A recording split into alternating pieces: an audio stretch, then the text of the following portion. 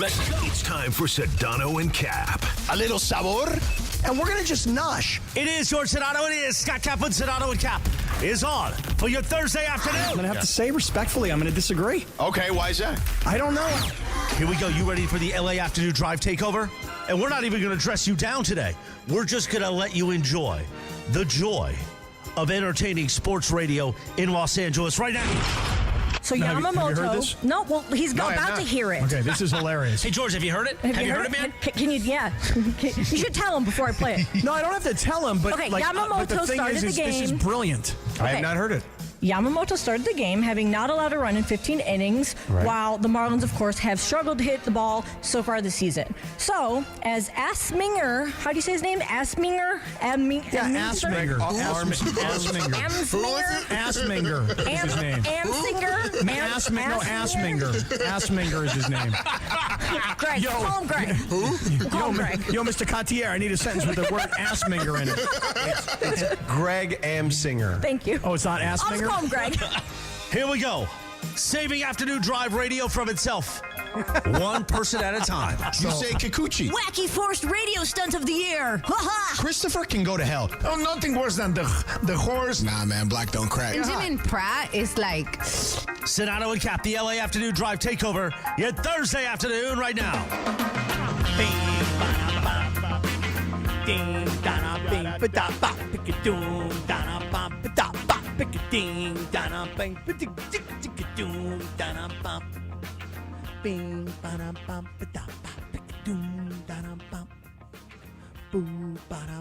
George, did you run into Greg Asminger down there? Greg Asminger, or Amsinger. Oh, is sorry, is my in bad. New York. Yeah, he's in You're New thinking Jersey. Babe Oh. Laufenberg. You're right. Babe, what's up, babe? Babe Babe Laufenberg. Laufenberg is the Cowboys analyst on radio. This That's is right. the Cowboys station. I'm here in Dallas. I was waiting that he would come in to see if he needed to record a spot like he did the last time I was here. Right. Hey, everybody. It's Babe Laufenberg here for Frisco Chevrolet. You're looking for one of them big old new all-American Oh, top no, it's trucks. not Chevrolet, dude. Cowboys, that's a Ford thing. Oh, You know what I hey, mean? everybody. It's Babe Laufenberg here for Frisco Ford. And if you're looking for one of them There big you old go. F-150s, well, come on down to Frisco Ford. Right. I Exactly. like that. Frisco Ford. Do you know that an Uber picked me up 2 nights ago? No, not 2 nights ago. 3 nights ago when I was in Boise. Saturday night, wasted drunk, Irish goodbye, the whole thing. Go out on the street. Dude picks me up in an F-150 for an Uber. I open the door, and he's got this little lap dog sitting in the passenger seat. And he goes, come here, come here, come here. And he moves the dog off the passenger seat, and now I got to sit in the dog hair. I got home. I was wearing like a black sweatshirt, like dog hair all over me. What This color was the freaking guy. dog? Well, it's Boise, man. Well, that Like, was what just did you it. expect? Right. I know. It was an F-150. What Not kind down of in Uber Frisco. did you ask for? I didn't ask for, I don't know. It was like an Uber, like Comfort, X? maybe? Comfort, maybe? I don't know. Comfort was F-150. I was going to say, Yeah. if you did a Comfort and you got dog hair and an F-150, I feel like that deserves a refund. I'm surprised the guy didn't tell me to get in the back. You know what I mean? Get in the bed, buddy. I got my dog So up it didn't here. have it didn't have a second row? No second row. No second row. You know that they have Uber Pet now? Uber Pet? Yeah. So Where you like, can like transport your pet? correct, because I've had a few times where I'm going to the airport, bringing my dog with me, and I had one guy like refuse to let me in because he's like, you can't take the dog in my car. So now they added Uber Pet, and I've used that quite a bit. One Uber driver was telling me recently that they've got this like Uber delivery package thing now. Right? Oh yeah, I found out about that like a year ago, Yeah, it's and it's a basically great like invention. a courier service. Yeah, it's Right, but amazing. this guy was telling me Remember, that there used to be people that did that. Like, there were couriers. right, but this Uber driver was telling me that he went to pick this woman up, and he was like, "Hey," and she's like, "Hi," and he's like, "Well, where's your package that you wanted me to take?"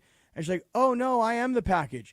so she was trying to game the system by getting her ride because it's cheaper apparently if you're just delivering a package versus a person.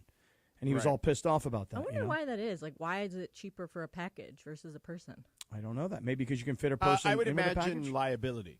Oh. Oh, that makes sense. I had to one time use Uber package delivery to send Christopher his sunglasses. You're kidding me. Yeah, because I forget what happened, but my brother mixed up his sunglasses with Christopher, and then he went all the way home back in Anaheim, and I was like, I'm not driving back there. So I used the Uber package delivery. Wow. Those sunglasses, he must have really needed them. I think it was the other way around. And it was my brother's like prescription sunglasses. Oh, I there think. we go. So, Georgie, you're down in Dallas, huh? I am.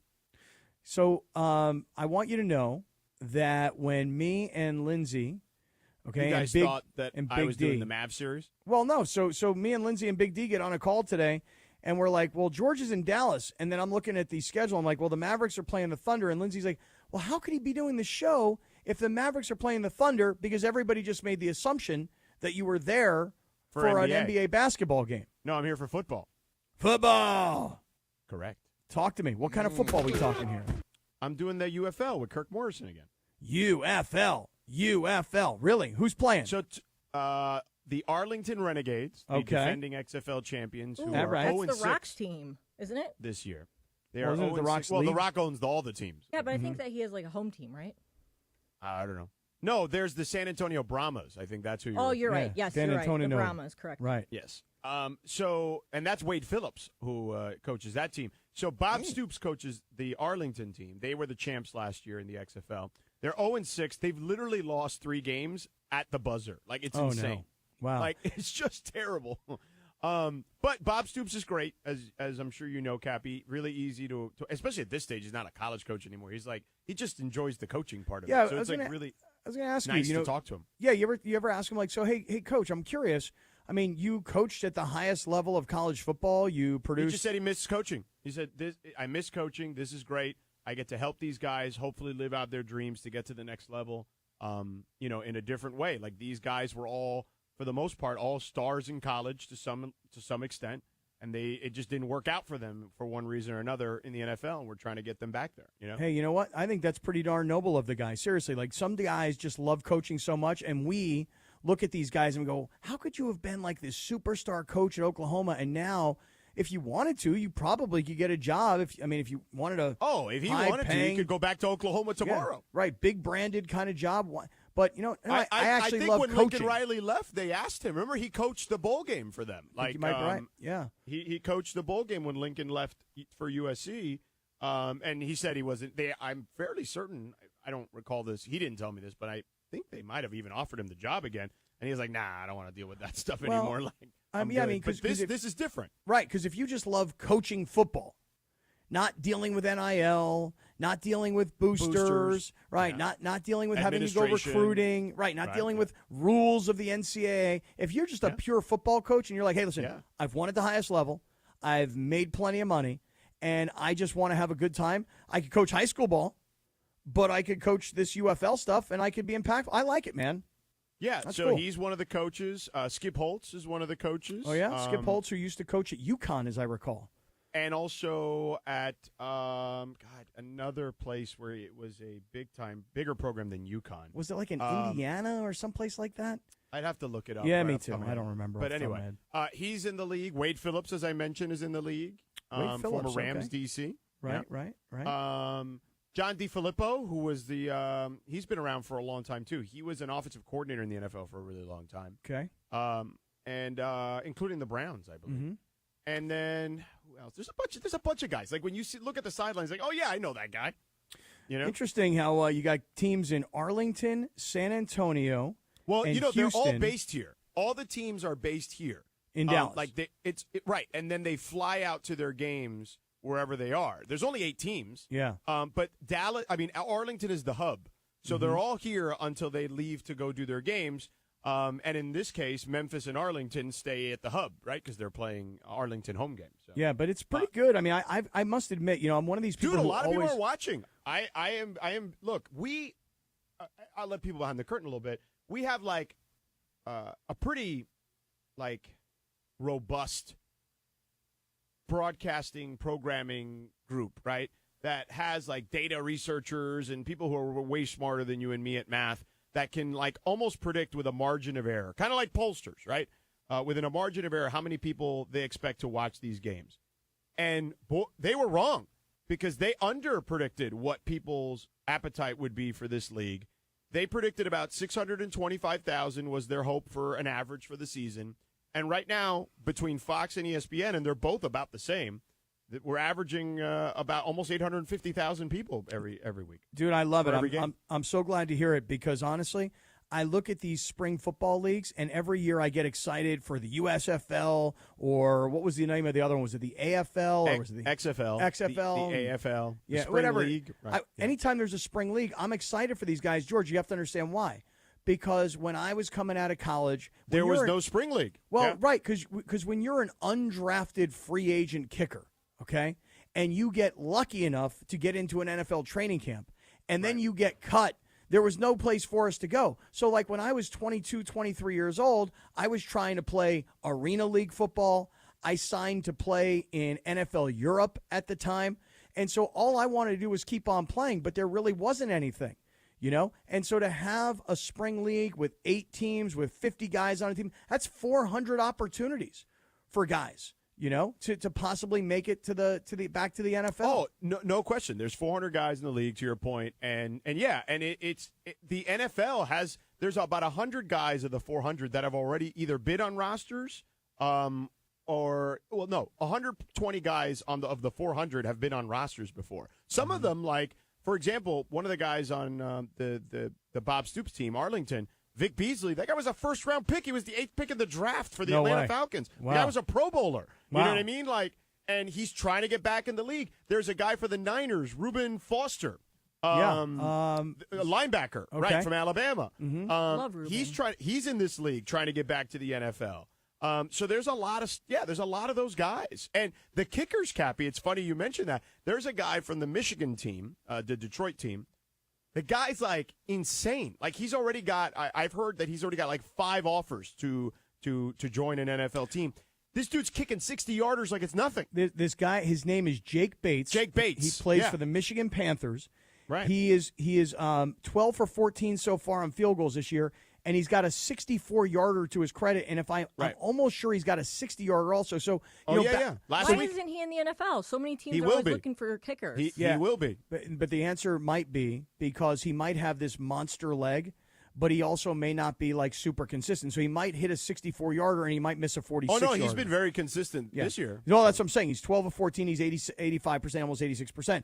But Future NFL, George, book it. George, when I was coming out of college, I'm telling you right now, if a guy could kick a 54-yard field goal in a game, it was a big deal. If a guy could kick a 60-yard field goal, and very few people ever did or got a chance, I mean, nobody was doing that. Now guys are hitting 64-yard field goals, and they're not even in the NFL. I know, it's crazy. It's incredible how the game has changed. So tomorrow, At least that Cappy, part of you're flying solo, or at least I don't know who you're flying with. But We have Beto tomorrow. Beto, there you go. Goes, check this out. So my day tomorrow is Bob Stoops at 11:30, right? Then I'm gonna, Coach Stoops gonna allow us to watch practice. Nice of him. And then I got the coordinators after that. Okay. Then at 3:00 we are going to the stockyards. Okay, the stockyards is where all the big cattle things go on around really? here in Nice. Dallas. It's in Fort Worth. Are you gonna And shoot some B-roll and do a package there? We are, because at the stockyards they're bringing the offensive linemen. Okay, and they're going to see who weighs more, the O-line or the PBR's fiercest bull. That's All right, hold on. Wait. Let me do the math real quick. So it's 5 guys on the offensive line, right? Right. Okay, right. so here goes, guys. 5 guys. Each guy averages, I'm going to say, 310 pounds. So that's 1,550 pounds of offensive linemen. Right. And the PBR bull, was there a name for the bull? I don't know which bull is going to be attending. Okay, the PBR bull, I'm going to tell you right now, that bull weighs 500 pounds more than the offensive line combined. It might, yeah. It weighs more than a car. Yeah. Yeah. So exactly. So we're doing that at 3:00. I and like that's that gonna be a bit. couple of hours. So we're doing like that that. as a bit for the Okay. game. I mean, listen, it's an 0-6 team versus a 1-5 team. We got to do something. You know what I'm saying? And then after that, Yeah. we got to go to the stadium to do our production stuff at like 5:30. And then that'll take like an hour, and then from there we're going to do our actual basically there we go to the stadium. We make sure that all the cameras work, the microphones work, the headsets work, everything's where Kirk and I want it to be. The sideline guys where they want it to be. All the iPads work and stuff for what they need down there and we need up there. We suss out all that stuff, and then we have our production meeting probably like around 6:30 or 7, which is why I'm missing the show tomorrow. So there's a lot of stuff on the docket tomorrow. Oh, dude, I'm so I so love what you're doing. I did what you're doing for NFL Europe way back when, and I can remember like flying into like Frankfurt, Germany, and then preparing all week for a game in Frankfurt, and then getting in the car and driving to Amsterdam, which is where the league offices were, and spending the week in Amsterdam, and then going to Dusseldorf to broadcast a game. I love it, man, and it's just great for you guys to get reps, and it's great for the players. Oh, dude, and what time's the game on Saturday? It is I'm thinking a 10 a.m. Pacific. Okay, I'll watch a little bit of that on ESPN. Saturday. I'm gonna give you a little support. I'm gonna watch some of it. Make it 800,001 viewers. There you go. So that's the deal, Cappy. So that's Cool. what we got going on. So you're not there for the Mavericks Oklahoma City game tonight? No, because that game is actually on at the same. It'll start while we're on the broadcast already. Yeah, there's also they're gonna one be other in Dallas on Saturday, and that's a Saturday afternoon game on ABC. Right, but you're not in Dallas right now for tonight's Dallas OKC game because the game's in OKC. So interestingly enough, the NBA came to me and said, I was hoping to be able to do the game today in Oklahoma City, but it just didn't work out logistically with, there's a lot of moving parts. So they said, can you do Friday in Minneapolis? And that's the Denver-Minnesota game 3, which is an awesome game to do. But then I said, well, let me see if I can figure this out logistically. And then I realized, well, there's no such thing as a red eye because Dallas and Minneapolis are in the same time zone, right? You're so like, that's sorry, not going to work. I got the bull riding. I mean, right? That was it. Oh, you got the Bull weigh-in. riding? The weigh-in, Yeah, right. The right. Bulls, sorry, got the Bulls to deal with. Yeah, no, well, there wasn't that yet, but and then it was there was the bull stuff, but that I could have got. That's I some could have bull got past stuff that. right there. That's some Yeah, bull yeah, stuff. exactly. That is. But That's then, good so to the have. only option was me doing the late game in Minneapolis, which means we're probably not getting even back to the hotel till like midnight. Okay, then I got to pack. I got to go, get to sleep, Not and then worth it was a 5 a.m. flight to Dallas. So I was going to try to. I wasn't going to do a football game, on 2 or 3 hours of sleep. Like that just wasn't fair to the football people.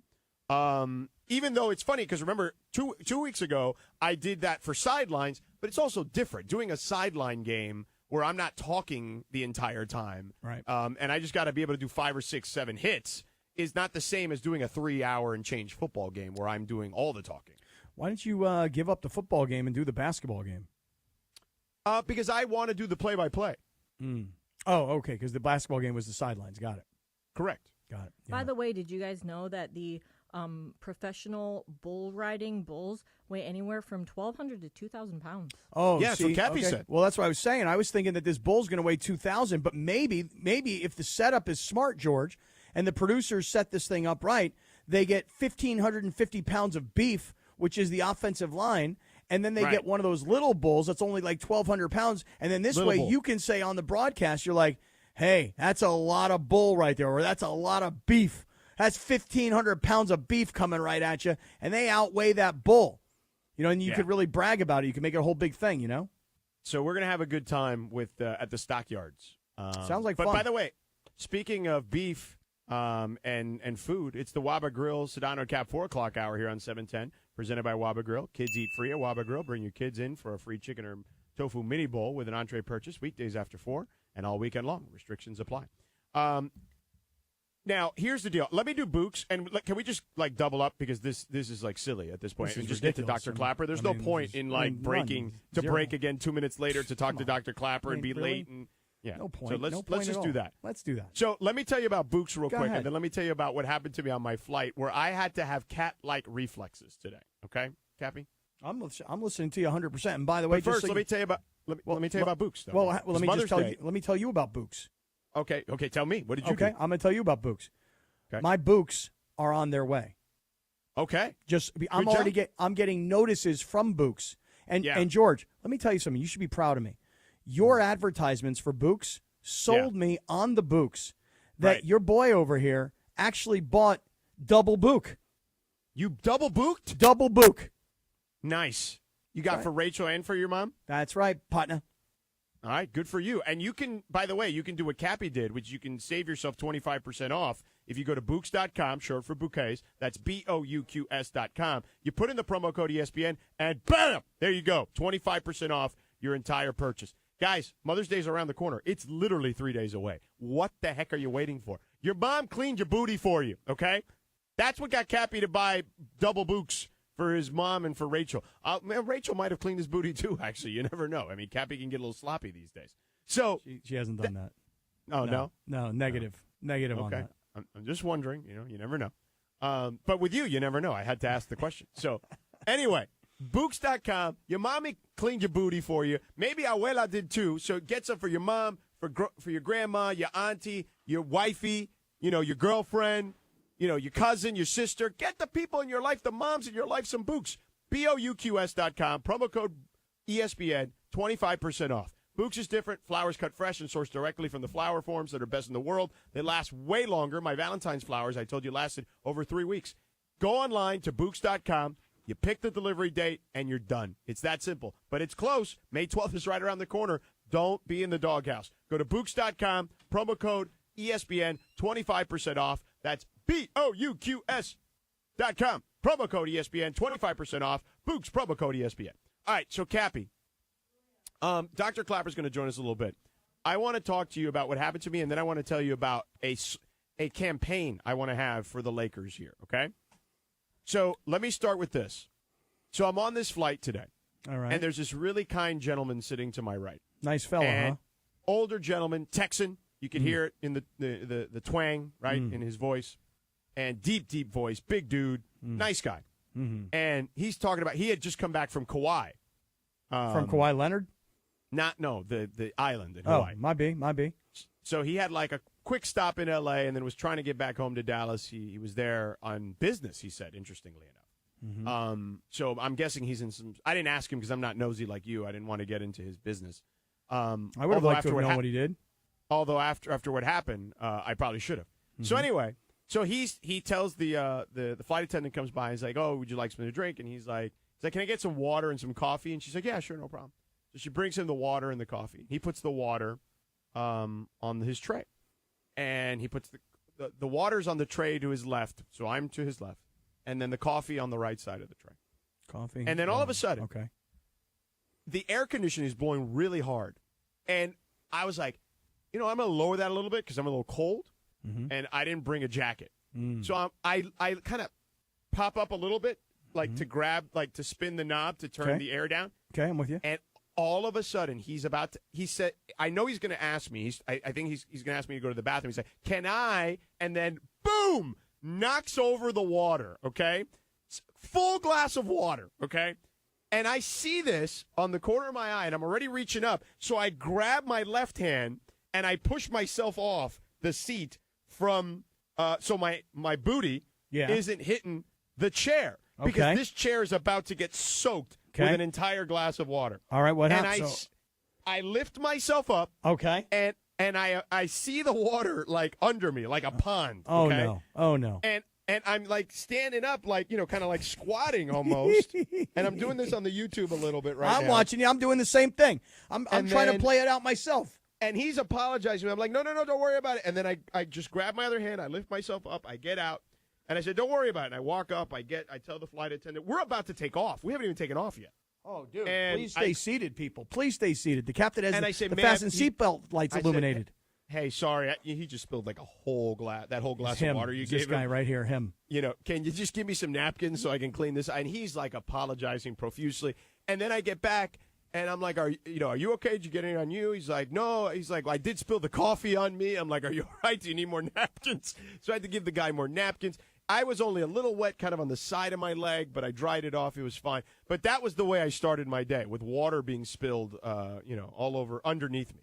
Oh, this guy, this cowboy, this guy who's coming back from Kauai, flying through L.A., heading home to Dallas, a guy who you didn't want to know what kind of business trip he was on. Because I'm not nosy like you. Well, it's not nosy. It's being pleasant. Yeah. It's being polite. No, it's not. Yeah, it's nosy. When you're sitting first class and you're sitting next to a gentleman and you already know that he's coming back from Kauai, and he's already told you that he's coming back because he's there on business, at that point, he's opened the door for you to say, oh, that's interesting. What kind of business you got going on down there?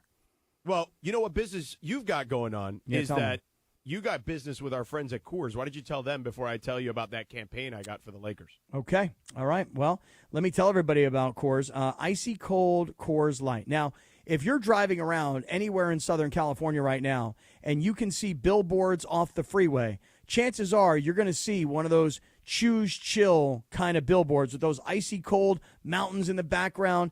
And listen, we love to chill. We all know this story. We love to chill in Southern California. Could be on the weekends, you're out for a nice beach walk. If you're out for a nice beach walk this weekend, take the ESPN LA app, turn on Sedano and Cap, and catch up with the show. See, you're chilling. But then it might be that you're cheering on your teams. There's a big baseball series coming up this weekend that's going to encompass all of Southern California. You might want to chill with an icy cold Coors Light watching some ball. So whether it's taking your favorite hike, whether it's cheering on your favorite team, icy cold Coors Light is there to make it that much better and help you chill. So here's the website I want you to go to, cachoosechill.com. cachoosechill.com. You can get that icy cold Coors Light in your neighborhood, at your local grocery store, convenience store, liquor store, whatever it may be. Or how about this? They can deliver it. They can deliver it. Just go to the website, cachoosechill.com. 2024 Coors Brewing Company, Golden, Colorado. And when drinking that icy cold Coors Light, celebrate responsibly. The big question today is how is Donovan Mitchell only got 2 points through the second quarter? You know why, Cappy? That's the big question. Because I got underdog fantasy fever, Jack. I got it bad. And I'm having so much fun playing underdog fantasy pick'em for the NBA playoffs. But here's the problem. I've lost 3 nights in a row. Oh, yeah. Because something goes wrong. So tonight is the night. And I got a little scared this time. I went 5 for 4 picks, 5 to win 35. I got Al Horford. He's already made 1 3-pointer. I got lower than 1.5. So I'm still in play. Jason Tatum scoring tonight. I got a whole thing on him. I'll describe that in a moment. Donovan Mitchell, I took higher than 24.5. He's only got 2 points in the second quarter. Yeah, and the Celtics just went on a 9-0 run. And by the way, I think I already lost because Jaylen Brown, I took 6 higher than 6.5 first quarter points. He only had 6. So this pick'em entry, it's gone. It's a final. It is a final. But you know what? I'm still having fun playing underdog fantasy sports. It's legal in California, and it's a ton of fun to play along as you watch the games. Endless projections to true sum. You create your own experience. Underdog is super easy to play, and it's even. I'm so thrown off by losing again. It's even easier to get started. Plus, I had some pistachios just a few minutes ago because you guys were telling your story, so I was eating pistachios. Go to their easy-to-use mobile app or UnderdogFantasy.com. Sign up with promo code 710. Then you can get Underdog Fantasy Fever just like me. And when you sign up, they're going to give you a mystery special pick to use on your first pick'em and a deposit offer. Underdog Fantasy, promo code 710 to claim your new customer special of a mystery player pick, Jack, and your deposit offer. Must be 18 plus and present in a state where Underdog Fantasy operates. Terms apply. Concerned with your play? Call 1-800-GAMBLER or visit www.ncpgambling.org. Get Underdog Fantasy Fever with me, sucker. Now, you guys are eating pistachios, and I want to tell you something right now, George. I just saw you show me a bag of pistachios on our stream. Let me take a look at your pistachios. Show them to me. Show them to the camera. Let me take a look at them. Okay, let me see what you got. All right, now I want you to look at me on the camera. You see what I got? You got a much bigger bag. You see what I got right here? You see what I got right the here? chili ones that I like. Well, you know what? I knew that you liked these chili pistachios, so I bought every single bag we had at the radio station. I put them in my backpack. They're all mine now. Or we got a break for Dr. Clapper. We do have to break for Dr. Clapper. How are you? But, Cappy, I'm just going to give you a little tease for after Dr. Clapper for my Laker slogan. Okay. It's going to be BFB. Okay? Okay. BFB. That's all I'm telling you. That's the only hint I'm giving you. Okay, I'll give you mine. I'll give you my hint. LBJ. All right. Dr. Clapper, how are you? He's next. Hey, guys, it's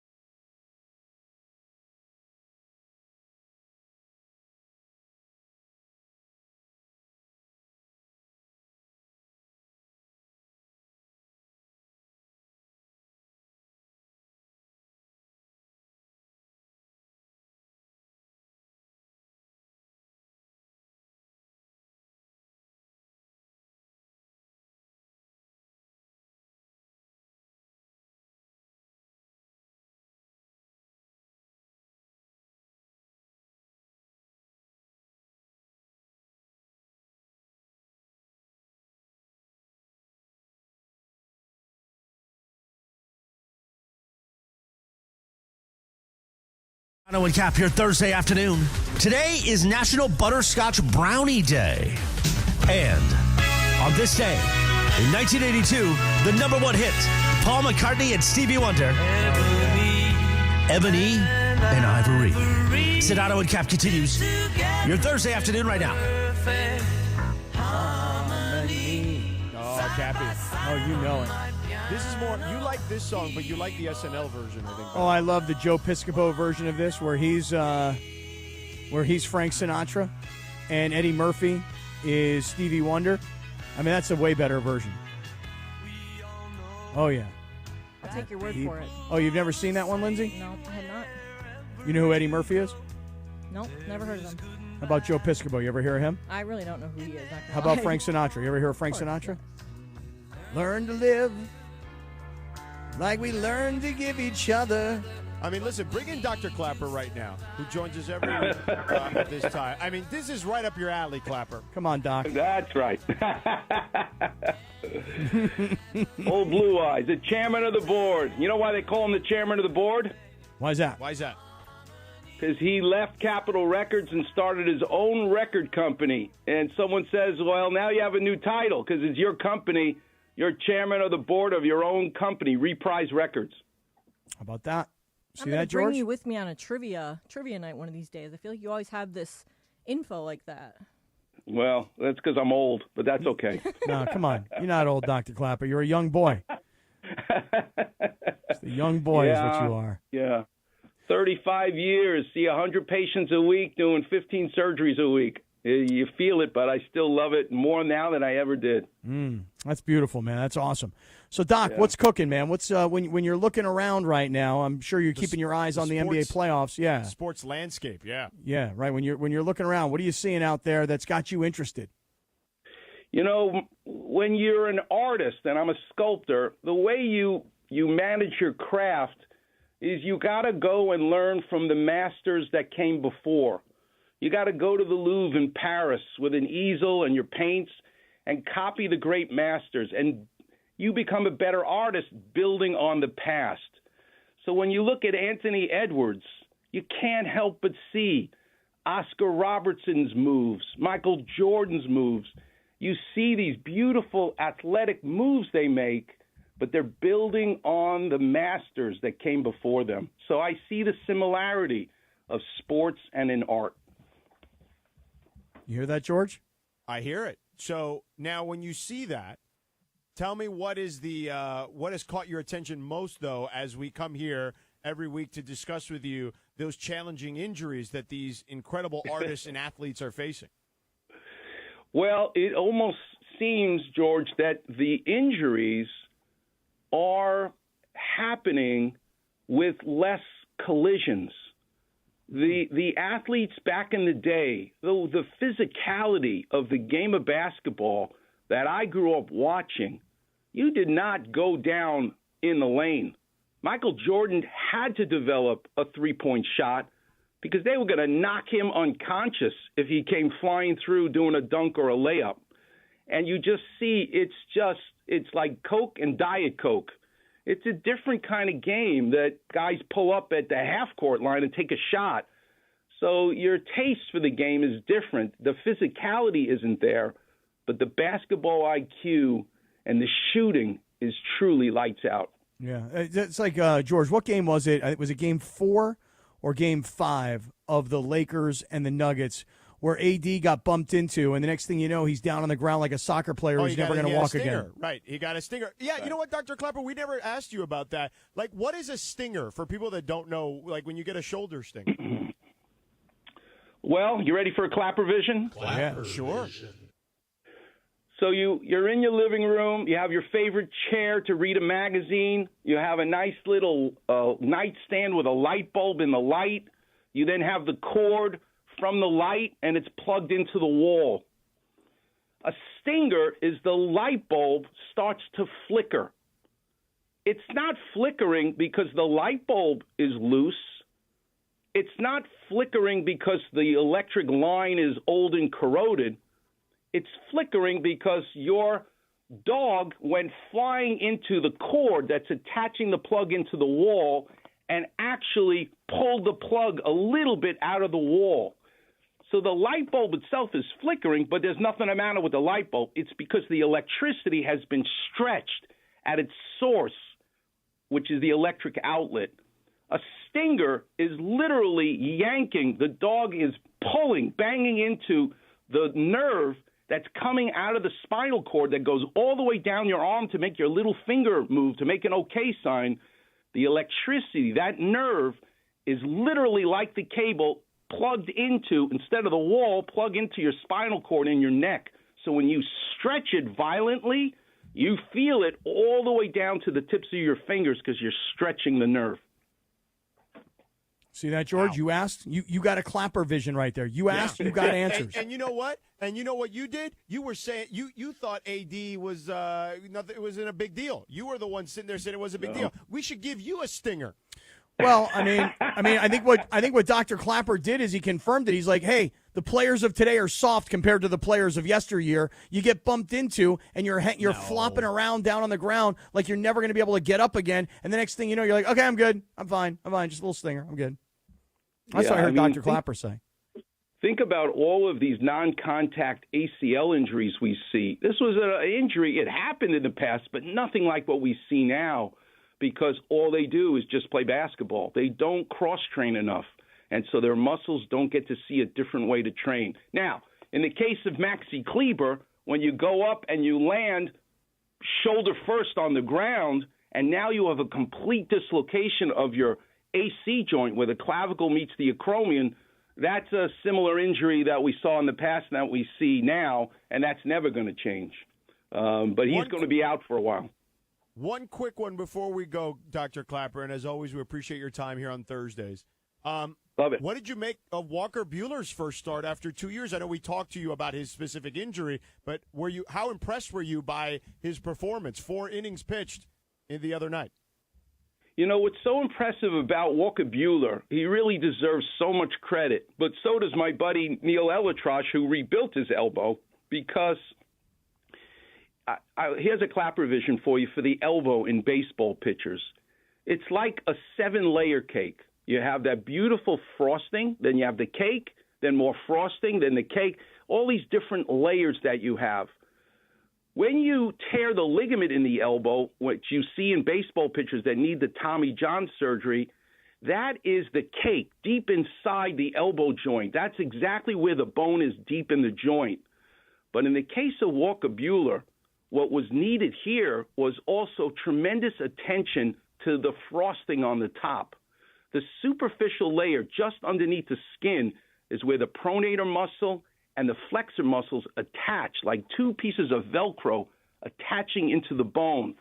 That not only was damaged, but there was calcium deposits there as well. So Walker Buehler has damage to multiple layers around his elbow, not just the deep ligament.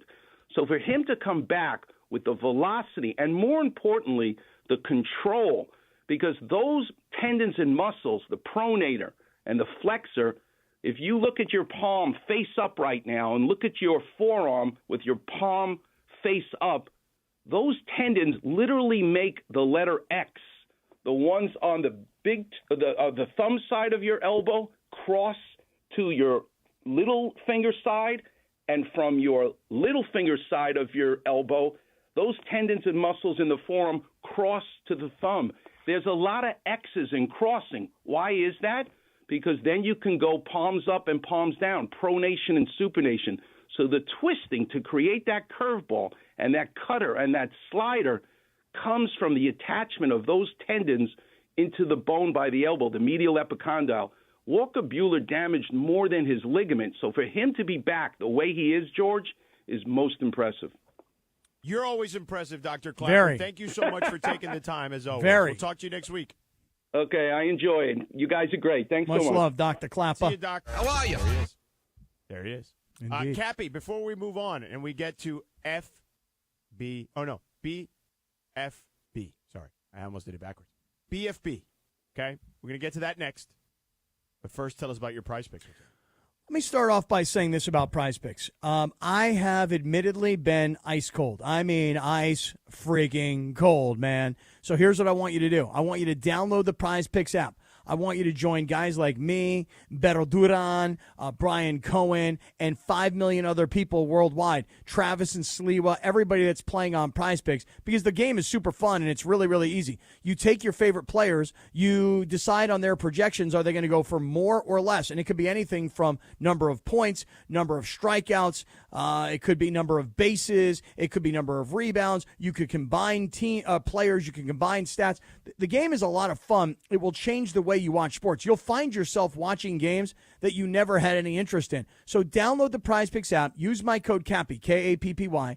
They match your first deposit 100% up to $100. So if you put in 100, they put in 100, you're playing with 200. But here's the favor I'd like to ask everybody in the circle of trust and everybody listening to 710 right now, which means everybody in Southern California. Guys, I'm ice cold. Will you do me this favor? Make your plays on Prize Picks and then click the share button on Prize Picks and tweet them to me at Scott Kaplan, because I am ice cold. I think you're going to come up with more creative answers. I think you're going to come up with more creative plays. And frankly, I think you're going to do more research than I'm going to do. So share your Prize Picks with me on Twitter at Scott Kaplan. And in the meantime, if you haven't downloaded already, download Prize Picks, use my code Cappy, and get in the game on Prize Picks. Oh, and by the way, they're giving you Caitlin Clark in her WNBA debut for free. They're giving her to you. All she has to do is score half a point. You think she's going to do that? She is. Download Prize Picks right now. Everyone. All right, parents, here's some fun facts for you here from Children's Dental Fun Zone. First tooth, first visit. Once those teeth pop out, you gotta bring them to Children's Dental Fun Zone. And as far as ortho is concerned, you gotta get those kids here by the age of 8.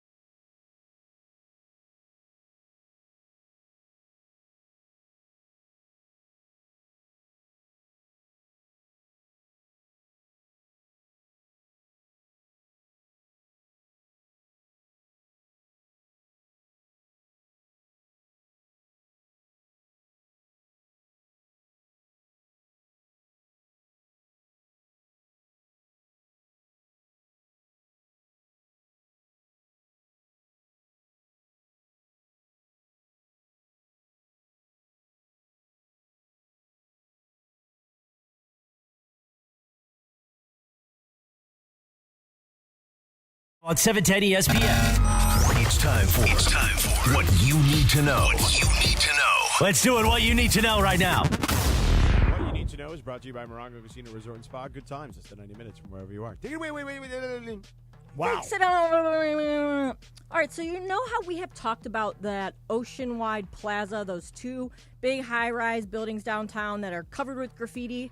Yeah, those are like tattoos on a building. Exactly. Well, guess what? They're officially up for sale. They're on the market again. The appraisal was recently said to be around $430 million. Okay. And they said that it would cost approximately $865 million to complete the buildings, which are 60% finished. So now the company that is selling them in bankruptcy court is hoping that they can find a buyer to get them finished before the 2025 Olympics, which I didn't even think of that. Can you imagine what it's going to look like if those are still there for the Olympics? Well, let's see. Today is May of 24. There's not going to be that many events at Crypto. There's going to be some. Yeah, but still, but it's just still, such an eyesore. It is. But this is May of 24, and the Olympics will be what? July of, when is it? Next year, right? No, is it 26? No, you're right, 26. You're right. No, 26. the Olympics is 2028. Oh, then 2028. We're good then. Plenty of time. Yeah, I mean, we're they're not gonna good. no, that's plenty of time. But you're talking about. You said that they were. Did you say they were worth 400 million, or estimated to be worth 400 plus million? Yes, that's how much they're worth right now. But to finish them, it's going to cost another 865 million. Right. So you're at 1.2 billion, 1.3 Correct. billion. And then I wonder. I'd love to know the deal on those buildings, like how many units there are. You know, you said they're 60% done. To get in on it? You know, George, it's funny you say that because I have a friend, and this is exactly what he does. He buys these like units or these buildings where people run out of money, and they're, like I said, 50, 60% built, and then he comes walking through the door, and he builds out the rest of them, and then he winds up either selling the units and managing the properties, or he winds up selling the buildings themselves. I've seen him do it over and over again. You could imagine the guy's worth $1 billion and more probably. So, yeah, I'm curious about it. I'd like to broker the deal. I'd like to take a little finder's fee, George. Tell him about it. Okay, well, there you go. Let him know. That is what you need to know, brought to you by Morongo Casino Resort and Spa. Good times, just 90 minutes from wherever you are. So, Cappy, there's more coaching news today. So, Woj is reporting that Mike Budenholzer, who we didn't really think was going to be a Lakers candidate because, as Brian Windhorst mentioned the other day, he's going to cost 8 figures, and the Lakers generally just don't do that for coaches. Right. Okay? Historically has not been the case. Okay. So, Mike Budenholzer off the table. Okay, but Budenholzer, the rumor is Phoenix. And Phoenix, our guy, you're going to say Phoenix our guy. Yeah, because Frank Vogel got let go. Right, but the thing I was going to say is that the owner of the Suns, he's a guy who, this is a new toy for him. Got a lot of money. Right, and he got plenty of dough. And he not only went out and spent it when he got Durant, and then he brought in Bradley Beal. I mean, he's probably willing to spend 10, 11, 12 million bucks to get whoever the best coach is available, whereas the Lakers probably are not. And, by the way, pay Frank for 4 more years. Unless Frank gets another job. Well, and there's still an offset, you know, if he makes less on the next job, which he may or may not. Well, what do you think Frank was making? You have any guess? What? I don't know. Probably like in the 5 range, if I had to guess. 5, All right. 5, 6. Okay, so Frank Vogel, the championship Laker coach from the bubble year, is now an available free agent. Yes. Okay. So my thing is, bring Frank back. BFB. Bring Frank back. Bring Frank back. Bring Frank back. Okay? Your boy, Russell Westbrook, is the reason he wasn't here. Russell Westbrook is not in a Laker uniform anymore. Frank Vogel is a good coach in this league. Okay? The Phoenix situation was a tough one for a variety of reasons. Injuries, the roster construction. I mean, there were legitimately earlier this year, especially when they had the injuries, there were guys on that roster who were not NBA players, okay? Early this season. And there certainly there wasn't anybody that could defend at a high level outside of really KD. So that's also not built for Frank. Now, this team isn't the greatest defensive team, but they're not a bad defensive team. And I think that some of the Lakers teams they had here became better defensive teams because of Frank. I would consider bringing Frank back. Okay. The idea of bringing Frank Vogel back to the Lakers. Never going to happen. It's probably not, but I would consider it. I think that it's kind of like an NFL GM, like cutting a first-round pick after like 2 or 3 years. You're admitting your failure. You're admitting that you were wrong in firing him, right? This is going to be an old-timey reference. But okay? Cappy will know it. Cappy, you remember Billy Martin? Of course I remember Billy Martin. Famous Yankee, played for the Yankees, was second baseman during the heydays of Mantle and DiMaggio and those guys, and then was their manager for many, many years. Mm-hmm. And by the way, many, many years because he was the manager like 17 times. Yep. He was hired and then fired by Steinbrenner, and hired again by Steinbrenner, and fired again by Steinbrenner. So it's not like there isn't historical precedent for something like that in professional sports. Well, I mean, George, listen, sometimes people get married, and then they get divorced, and then guess what? They wind up getting back together. But do you guys think that the Lakers as an organization, Jeannie Buss, and we're assuming that Rob Pelinka is still going to be the GM, like, do you think that they're the type of group that would be like, yeah, you know what, we screwed up, let's bring him back? Well, I mean, clearly this is not even in the same stratosphere as an example, but they did bring back Phil Jackson. So, I mean, they have also a precedent of bringing back a coach. Right. The only difference was Phil was like a champion, championship coach. Correct, of course. They're not even close to the same resume, but they have done that. And, I mean, listen, man, there's not the word on the street, Cappy, is that the Lakers want an experienced coach. Okay. There's not that many of them available. Okay. He might be the only one. Well, if let me just tell you something right now. If Frank Vogel is your coach because there's nobody else available, you've really done a very poor job, and you really made a very hasty decision with Darvin Ham. You know, I will tell you this, George. But do you think Darvin Ham is a better coach than Frank? No, of course not. Of course not. And that's based on the number of years that Frank has been a head coach in the league. And it's also based on the fact that Frank Vogel was the head coach of the Lakers when they won the championship. And you know what? We can argue all day long of everybody who's listening right now. And some people will say that was an amazing championship run. And other people will say that that championship doesn't count or it's not the same or put an asterisk next to it. It doesn't matter. The bottom line is he was the coach of that team. And LeBron James, Anthony Davis, and Frank Vogel will always be connected, historically speaking, because the only championship that triumvirate has was won together between the three of them. But I will tell you this. I take great exception to what you said during that whole thing you just said. Mm-hmm. You said Brody's my boy. You said Russell Westbrook's my boy. No. Russell Westbrook was LeBron's boy. Okay? That was LeBron's choice. Listen, he was everybody's boy. Okay, that was LeBron's guy. That was AD's guy. It wasn't just LeBron's guy. Oh, that's right. LeBron and AD. My B. No. And Rob Pelinka and everyone else who said, oh, that's a great idea. Nah. Oh, yeah. Nah. Go ask how they – let me tell you something. All right, go ahead. Go ask Chris and the management team about how the marketing part of that equation was being sold to everybody. When they brought in Russell Westbrook, the big three. Did you mean Chris like me? Yeah, you. Oh, I didn't know that you meant Chris. I didn't know which Chris you meant. I didn't know if there was like a different Chris. Yeah. Wasn't that sold by the entire organization as this big three? And it's a big year because it's a big. Yeah, but they also told us Darvin Ham was the players' coach, and it was all going to be okay now. Well, let me just say this, George, because I know we're going to hit this break. But let me just say this: your idea is bring Frank back, right? I like it, right? Just for the mayhem of it, right? But let me tell you something. I have a better idea that will create even more mayhem for the new coach of the Lakers. All right, how about you tell us that on the other side? Okay. Here's the big question, boys. On the other side, because Chris has got to tell us about how much he's lost again. But guess what I'm going to do tonight? I'm going my second pick'em entry. I got it bad. You know what I got bad? I got a fever. Except it's underdog fantasy fever, Jack. So here's the question, Shina. Do we think tonight that P.J. Washington will go lower than 2.5 first quarter points? P.J. Washington? Yeah. 2.5 first quarter points? Lower. I'm going to go lower, I think. I didn't even realize he was still in the league. I don't know. Luka's banged up. Oh, no. So other guys are going to have to score. So you think PJ might go higher? I mean, he really needs his 3 points. They got me to. So I shouldn't go higher on Luka for 24.5 points tonight? That seems like, yeah, I would go lower on Okay. Luka because that feels like that's a low number.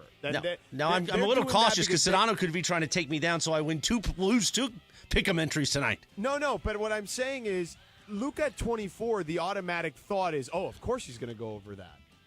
So that's just a really low number. All right. Well, I'm going to adjust because tonight I got to do my second pick'em entry on Underdog Fantasy Sports. I got the fever, Jack. It's the NBA playoffs, and you can get in on all the action through Underdog Fantasy's NBA pick'em game.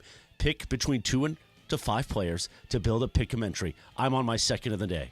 Select higher or lower on player stats, and if your picks hit, and I need these picks to hit tonight, you can win up to 100 times your money. Endless projections to choose from. You can create your own experience. It's legal in California, so don't worry. They're not going to come after you. You're not going to hear sirens. You're just going to have fun with Underdog Fantasy. It's super easy to play. Bring me back up. You're back up. Chris. Yes. If that number is right at 24, you absolutely should take the higher than that. Because there's no way that number can be 24. So if it's 24 right now, you better take it while it's there. 24.5, you're saying to go higher. If it's just points? Yeah. Higher on Luka. Yeah. What about PJ Washington? Lower or? Everything I'm seeing on Luka is higher than that. Okay. What about PJ Washington? You think lower on 2.5 first quarter points? Well, his over-under for the game is 10.5. All right. Well, So we're going to we go higher and lower when we're playing Underdog Fantasy. But I'm going to make the adjustments because when Sedano knows, he knows.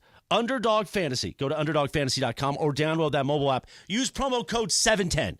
Promo code 710, and you're going to get a mystery pick, okay?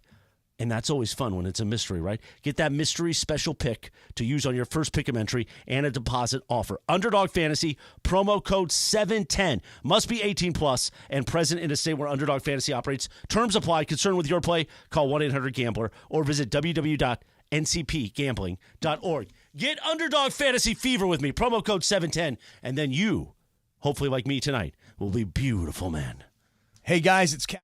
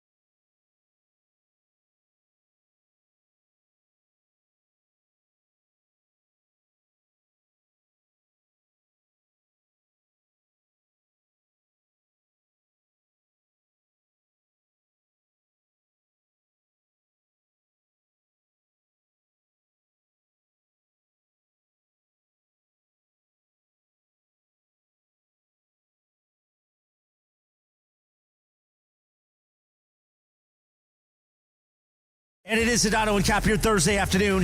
Happy 45th birthday to Rosario Dawson. And on this day, back in 1986, the number one song of the UK, Falco. Absolutely right. Sedano and Cap continues your Thursday afternoon right now. I loved this song when I was a kid, Cappy. Love this song. Love the movie, too. That's right. It was a movie. There's a movie about this? Well, it was called Amadeus. Oh, Right. makes sense. Hope everybody is enjoying the simple, smooth Tito's Cappy Hour. You know what I'm saying? That's right. Tito's handmade vodka tastes just as good with tap water as it does with your favorite mixer. I actually like it with soda water, occasionally a little bit of cranberry, sometimes just on the rocks with 3 blue cheese olives. But, you know, back in the day, Tito distilled it, he hand bottled it, he taste tested it, he sent it to his friends, he tested it again, and now he got the best vodka on planet Earth. No frills, no flavors, no fancy labels, just the best vodka. Tito'sVodka.com. And, George, I hope you're looking at me right now on camera because I see you, buddy, yeah. I have put on my Tito's schmata. You know what I'm saying? See. You know what I'm saying? You know what I'm saying. What are you tell 'em, saying, Cappy? What were you going to tell me this segment? Okay. Your idea is that the Lakers should strongly consider the possibility of bringing Frank Vogel back, right? BFB. Because he checks the boxes. He's coached this team. He's won a championship with this team. He knows how to deal with LeBron and AD. He doesn't have to deal with Westbrook anymore. He's a defensive coach. There's a lot of reasons to like the notion of Frank Vogel coming back to the Lakers. To be honest with you, I don't like to admit it when she's right, but I think Lindsay brings up a really good point that most teams' egos get in the way and they don't want to admit that they made a mistake. And by rehiring Frank Vogel, that is an admission of a mistake. Okay. Let me play for you, George, a little piece of audio here. And this is from, Lindsay, was this from earlier today? Do you know? I think it's from yesterday, actually. Okay. Former Laker Byron Scott goes on. And former Laker head coach, too. Okay, there you go. A former Laker player, a former Laker head coach, went on a morning TV talk show type deal, and he had a suggestion. On Fox Sports? I don't know. I have no idea what it is. Yeah, one of those shows on Fox I don't know Sports. what show it is. I never see it. Undisputed. I've never seen it. The Skip Bayless show. Oh, okay, right. Well, yeah, but once Shannon left, I mean, I haven't seen it in like 6 months. And I never saw it on TV, but I would catch up with clips on YouTube or on social media. You love Club Shay Shay. I love Club Shay Shay. I do.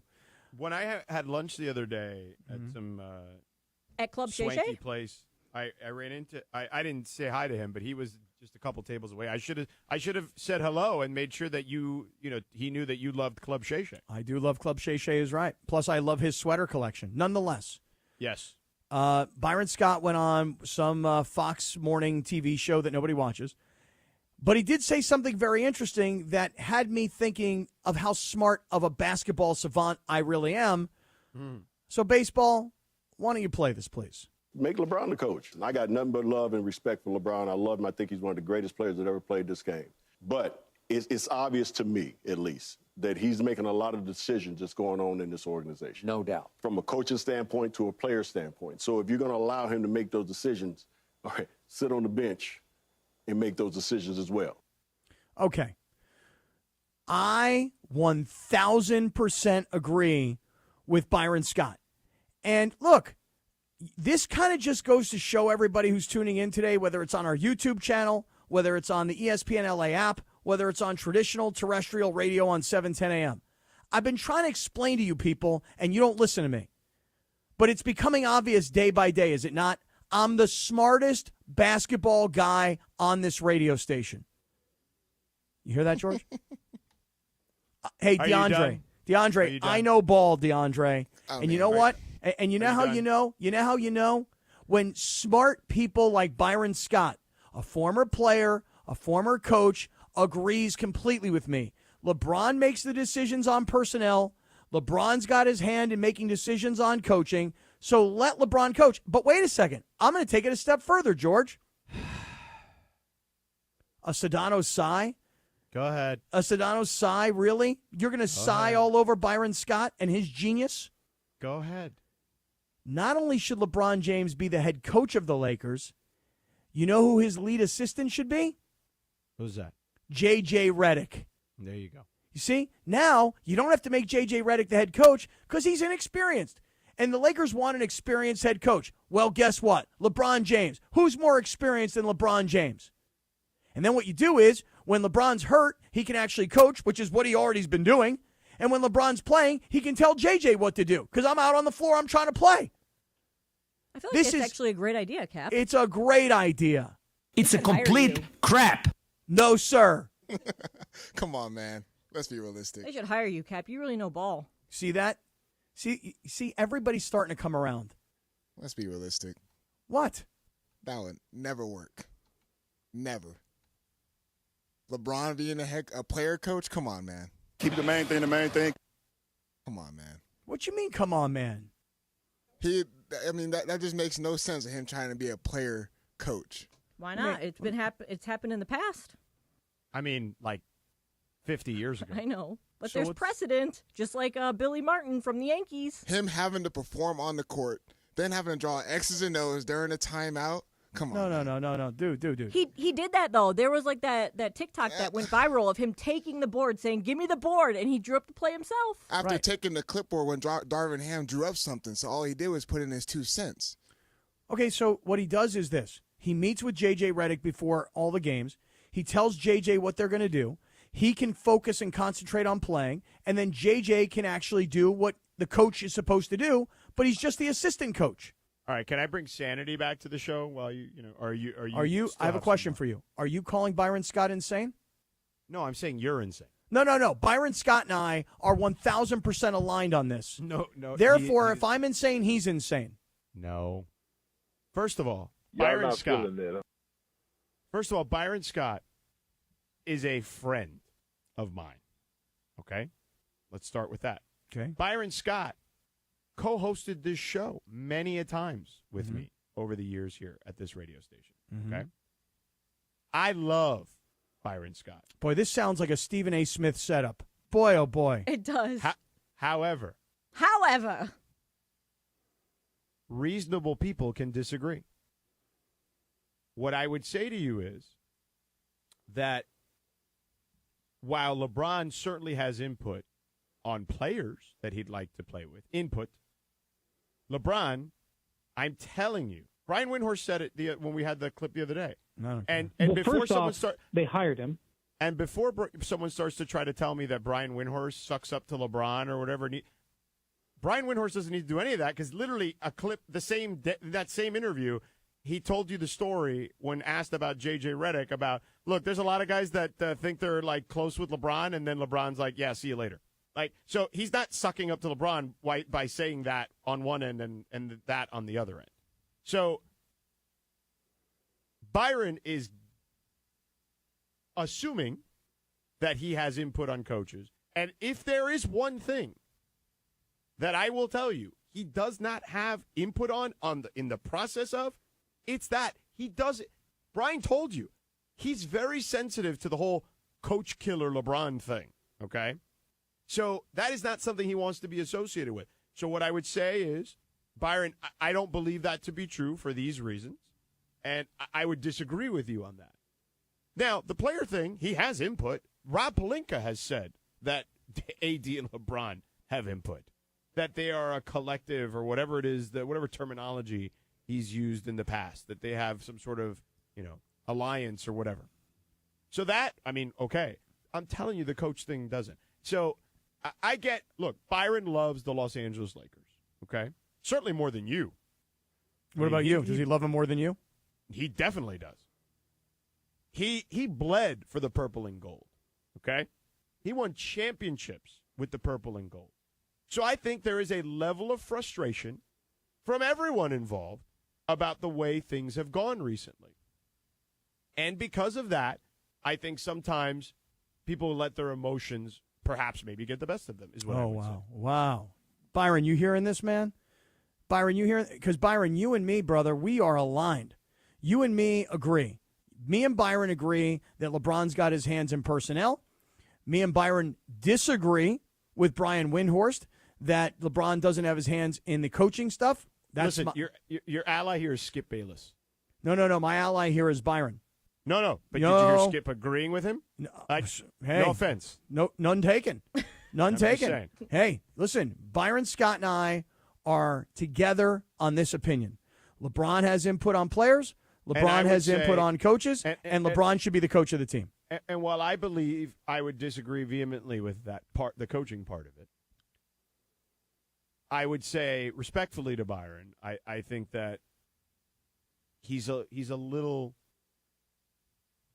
I would say that whatever he believes to be the case is not necessarily the case in that particular instance. Now you, on the other hand, come on, this is Byron you're just Scott. You are a reckless, rabble-rousing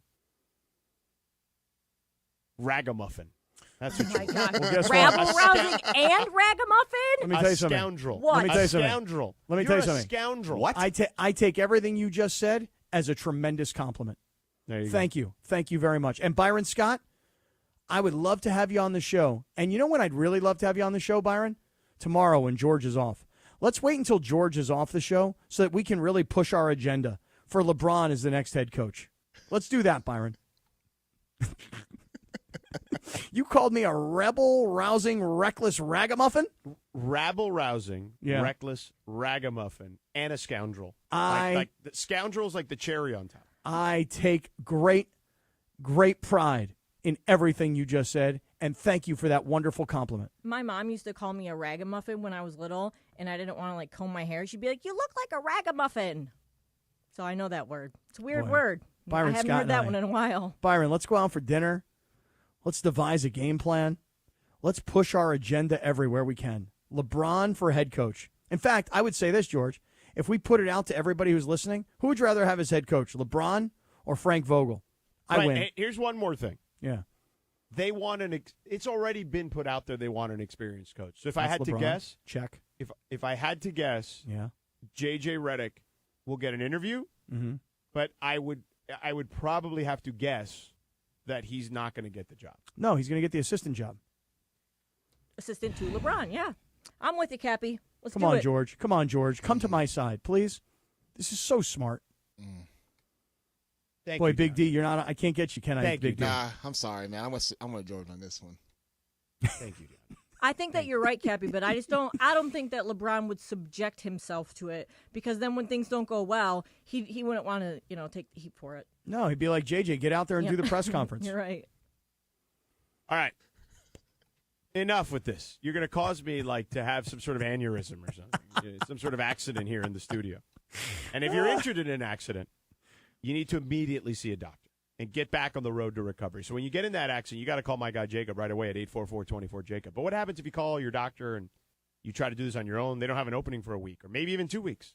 When you call Jacob, Jacob handles all the aspects of your case. That includes getting you the doctor's appointment, usually that same day with a doctor in your area, and the doctor doesn't get paid until the end of the case. So you don't have to pay a penny out of pocket to get the health care that you need. So even if you're in between jobs, don't have health insurance, Jacob can get you the medical attention you deserve. So you get into that accident, you call him at 844-24-JACOB. Tell him Sedano and the crew at 710 sent you. Guys, a lot of attorneys say they'll fight for you. You call Jacob, he'll win for you. So call him at 844-24-JACOB. That's 844-24-JACOB. 844-24-JACOB. Or visit him online at calljacob.com. Hey there, Laura Hey here. parents, Have you ever another fun felt like fact for you asking here for from help Children's means Dental Fun Zone. They are open 7 days a week, so your child can be seen any day of the week, and they take emergencies, which is obviously something you need to be aware of because you never know when those emergencies will come about.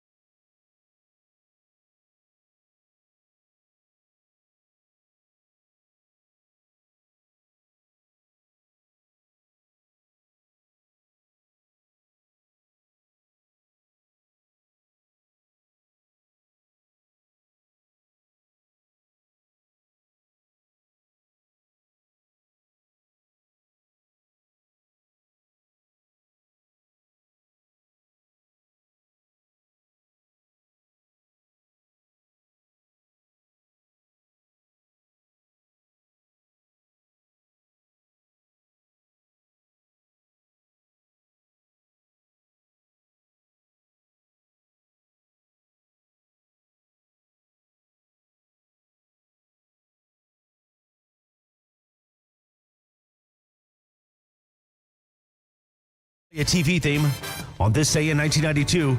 Dorothy got married. The Golden Girls aired their series finale. You can follow her at Lindsay Baseball on Twitter and Instagram. Don't forget about our sponsor, Tequila Mandawa. Always swipe right on Tequila Mandawa, founded in the city of Downey, just like me. Take it away, producer Lindsay. Thanks, Christopher. Song's a banger, but I'm in a great mood right now because the Cavs took the lead a couple minutes ago. Up by 9. I believe it's the third quarter still. Hells yeah. Yeah, but here's the problem. What's the problem, Cappy? The problem is, don't rain on my parade, please. by about the middle of the fourth quarter, you'll be turning off the TV. You're 100% right. See, the problem is Donovan Mitchell has been the only one that's actually showed up, and now everyone else is kind of pitching in, so it's a good thing. Bad for Chris and his underdog fantasy, but, you know, good for me as a Cavs fan. A lot of time. All right, well, speaking of the NBA, Charles Barkley believes that New York City is overrated, and so are its fans. And that's exactly why he's rooting for the Knicks to win their series against the Pacers. I'm just going to play you guys his explanation. You know, if the Knicks win, that'll be good. You care who wins, cut it out. I don't care who wins, but I will tell you what, I would love to see them get their ass stomped by the Celtics. That'd be great. Then you care who wins. I mean, I'm just saying, whoever wins this series is going to get stomped by the Celtics. Well, you said you'd be happy to see it. Yeah, because the New Yorkers, y'all deserve it. Because y'all think y'all the greatest thing since sliced bread. Tell them, Chuck. Come on, what y'all else? ain't that Tell good them, in Chuck. New York. What else, Chuck? Come on, man. Y'all overrated. What else, Chuck? It's because y'all make good pizza and good bagels. Hey, hold on, Chuck. Don't forget about the... Oh, you know, they can't, I ain't going to say anything bad about the street meat. You know, I love the street meat. I love the street meat. The New York Knicks... I don't care what kind of meat it is either. It tastes Out good. to it. Even if you got no idea it is what it Rat, is. dog, cat, skunk, raccoon. It tastes good. Just put that white sauce on it. That's some good stuff, y'all. I love him so much. You tell him, Chuck. Do you guys tell him, agree Chuck. with Chuck that New York City is overrated? Swipe left or swipe right? Sedano, you go first. Cappy, you go first. I disagree. I'm going to swipe left. I love New York City, and I must tell you, I would always hear this phrase, you know, it's better for the NBA if the Knicks are relevant, if the Knicks are in it. I never really thought that much about it, but I will just tell you this. I love that the Knicks are up 2-0. I love that the Knicks have a superstar. I love that the Knicks are back in it, and I'm having fun with it. I like it. And I like the street meat, too. I like the pizza. I like the bagels. And I think it's great for the NBA that the New York Knicks are alive for the first time in probably the last 15 years. Go New York, go New York, go. So I would also swipe left. I don't think New York is overrated. I like going to the city. I was just there not too long ago, and I actually stayed an extra day to just kind of like walk around the city, kind of enjoy, like see some friends. Did you go to the Statue of Liberty? No, why would I do that? That's touristy stuff. I don't know, because you wanted to walk around and hang out. And No, see you don't the walk relics. to the Statue of Liberty. You got to get on a boat to go to the Statue Okay, of you know Liberty. what? I haven't been there since I was in 8th grade, okay? Leave me alone. Yeah, no. I mean, I went to the Village to have breakfast. Did you go to Medieval Times at least? No. Medieval Come on, Times? Medieval What Times are is you great. doing? No. I mean, Right. Lindsay, if you're going to talk touristy stuff, you go, hey, did you go down to the 9/11 monument? You know what I mean? Like that kind of stuff. That was my next one. That's like, no. I mean, I don't know. That's like saying, hey, do you go to the Santa Monica Pier all the time? You know what I mean? Like, no, I don't. So I go to New York because there's parts of New York I really enjoy. So I don't think it's overrated.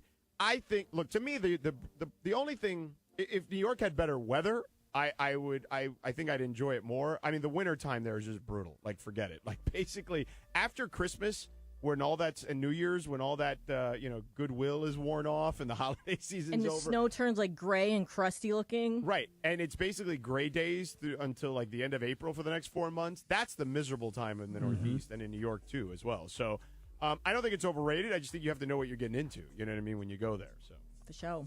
All right, one more really quick here. Hey, by the way, shout out to my boy Jesse Itzler. He's the guy, Jesse James. Go New York, go New York, go.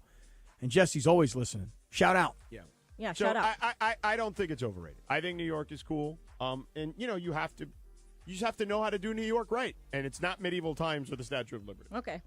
I mean, if you've never been there, then do that stuff. I've only been there once in 8th grade. Times, you know, my God, medieval times. I mean, there's a medieval times in almost every city. Right. I didn't know that at the time. Again, I was in 8th grade. That's the only time I've ever been there. All right, well, speaking of Chuck and inside the NBA. Chuck. Hey, Chuck.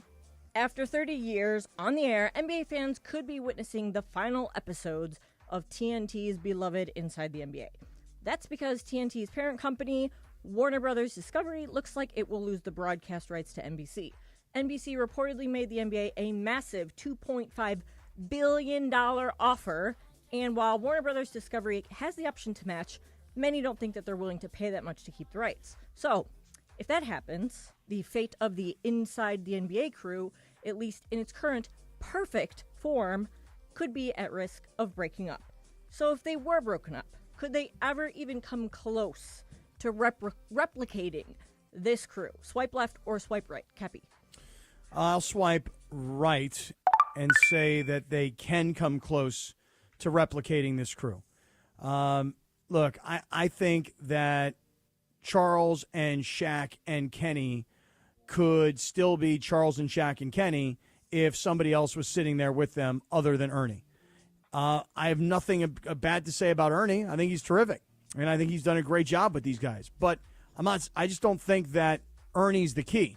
So if Ernie stays at TNT, which is what everybody predicts is going to happen, I think Charles, Shaq, and Kenny, should they go on together, could have close to equal success. Charles did say, though, it would be really, really tough for him to leave Ernie. He's like, he's been with me since the beginning. Yeah. I don't know if I could leave him. Well, I mean, listen, let me ask you guys a question. If the NBA leaves TNT, why would I ever go to TNT? Like right now I'm watching the New York Rangers against the Carolina Hurricanes, so there's hockey playoffs. Yeah, and you watch hockey. But what else would I ever watch on TNT? They have Major League Baseball. Yeah, and they have the playoffs. They have Major League Baseball. Mm-hmm. And but yes, it diminishes them greatly. I don't think there's any question. To answer your question, I would swipe left. I think you are underselling the ability of one of the best hosts in the history of sports, in my opinion. Okay, and what he's been able to do with those guys, knowing the right time to lay out, knowing the right time to poke and prod, like that is a chemistry that happens over a long stretch of time. He's the glue. That can't be replicated that easily. No, but the question was, could they come close? I don't believe close. No, I don't believe close. So you think that Charles and Shaq would be a failure without Kenny? Or without Ernie? This is the difference between you and the question. Okay, you what's the literally difference? go from come close to failure. Why isn't there anywhere in between? Well, what would you think that would happen to those guys? I think those guys would do really well, I'm sure. But it's not going to be the same, Cappy. No, okay? it can't be It's the like- same because you're changing the chemistry. Can you let me finish? I don't know. It's like when they changed Aunt Viv's on The Fresh Prince of Bel-Air. Oh, yeah. It wasn't the same. Nope, it wasn't. Okay? Sure wasn't. All right? So sorry. They thought nobody was going to notice, too. Right? That's the reality. You know what I mean? I don't know if you watched The Fresh Prince, but when they changed the Aunt Viv, it wasn't the same. So it ain't going to be the same Still without a great Ernie. show, but it still was not the same. Correct. Thank you. Well, See, Lindsay knows. I'm going to give DeAndre knows. You don't know nothing about no Fresh Prince. Well, let me tell you this, though. Let me tell you this. You ready? When James Brown, another all-time great sports studio host, doesn't have the chemistry that Ernie has with those guys. no way. No, but wait a second. Not even close. Okay, but Not hold on. even in the same stratosphere. But when he left Fox to go to CBS and Kurt Menefee stepped in, you still had Jimmy Johnson or Terry Bradshaw and Howie Long. And you know what? They still were extremely successful. The chemistry changed a little bit. But it wasn't like the best show. Like Inside the NBA is one of, if not the best sports shows ever. It's the best studio show ever created. Ever. And nothing is even close to that. I feel like with those NFL shows that you're speaking of, Cap, you can plug in any former player They into change that. them all the right, time. they're like they add interchangeable. guys, they take But guys out. the difference is we're talking about the actual host. So listen, here's my opinion, okay? My opinion is Ernie's a better host than any of the guys there. Yes, including James Brown. Okay, my opinion is that Charles and Shaq and Kenny will be fine with another host. Of course they will, but it will not be the same. I agree it will not be the same. What if Kenny and Ernie and Shaq all stay at TNT to do other things, Yep. and Charles leaves? Because he did say, mind you, on the Really Big Show in Cleveland with Rizzo. He said it on Dan Patrick, I believe. Well, first, he said that no. he's He the said free it on Riz's show first, actually. Well, she was listening to Riz. I 'cause, was. You know how much time she puts into Riz. I was. I mean, I would question that. I No. don't I believe looked it up because I knew that you were going to question it when I brought it up. Wow. Okay. See that, George? He did do it preemptive. first. Preemptive. It was on Monday. Anyway, he did say that he has an opt-out when he redid his contract.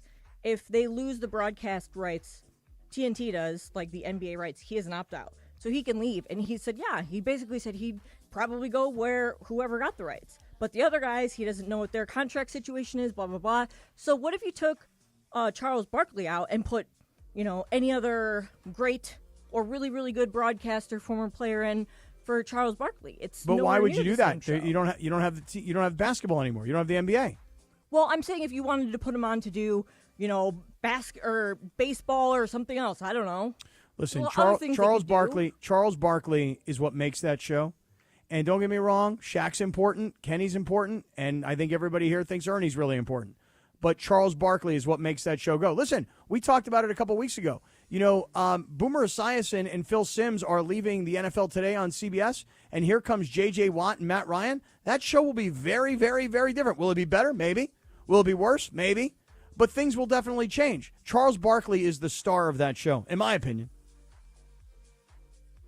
Tell him, Chuck. Tell him, Chuck. That's right, Chuck. I think Charles Barkley can go on and be successful, whatever he wants to do. No one is disputing that part of the equation. Yeah, nobody is. Deaf? Why? Are you serious? Are you seriously deaf? Are you seriously deaf? Because I mean, that's all I said was Charles Barkley's going to go on to be successful no matter where he goes. What does that have to do with somebody's hearing impairment? You're the one telling us that we're like, or me, or even DeAndre or Lindsay, that you're making it seem like you literally said the words. Oh, so they're going to be failures without Ernie? It's like no. No, it was a question. There's a middle ground. Yeah, the question was, will they be close to as not close? Close, no. I think those three guys, if those three guys go on somewhere else, they'll be great. good. But there's a difference between great and the best. You should be careful about what you say about people with hearing impairments. It's very offensive. It's not a failure, Eric. Come on, man. Wouldn't be a failure, but it wouldn't be the best ever. Things change, guys. What can I tell you?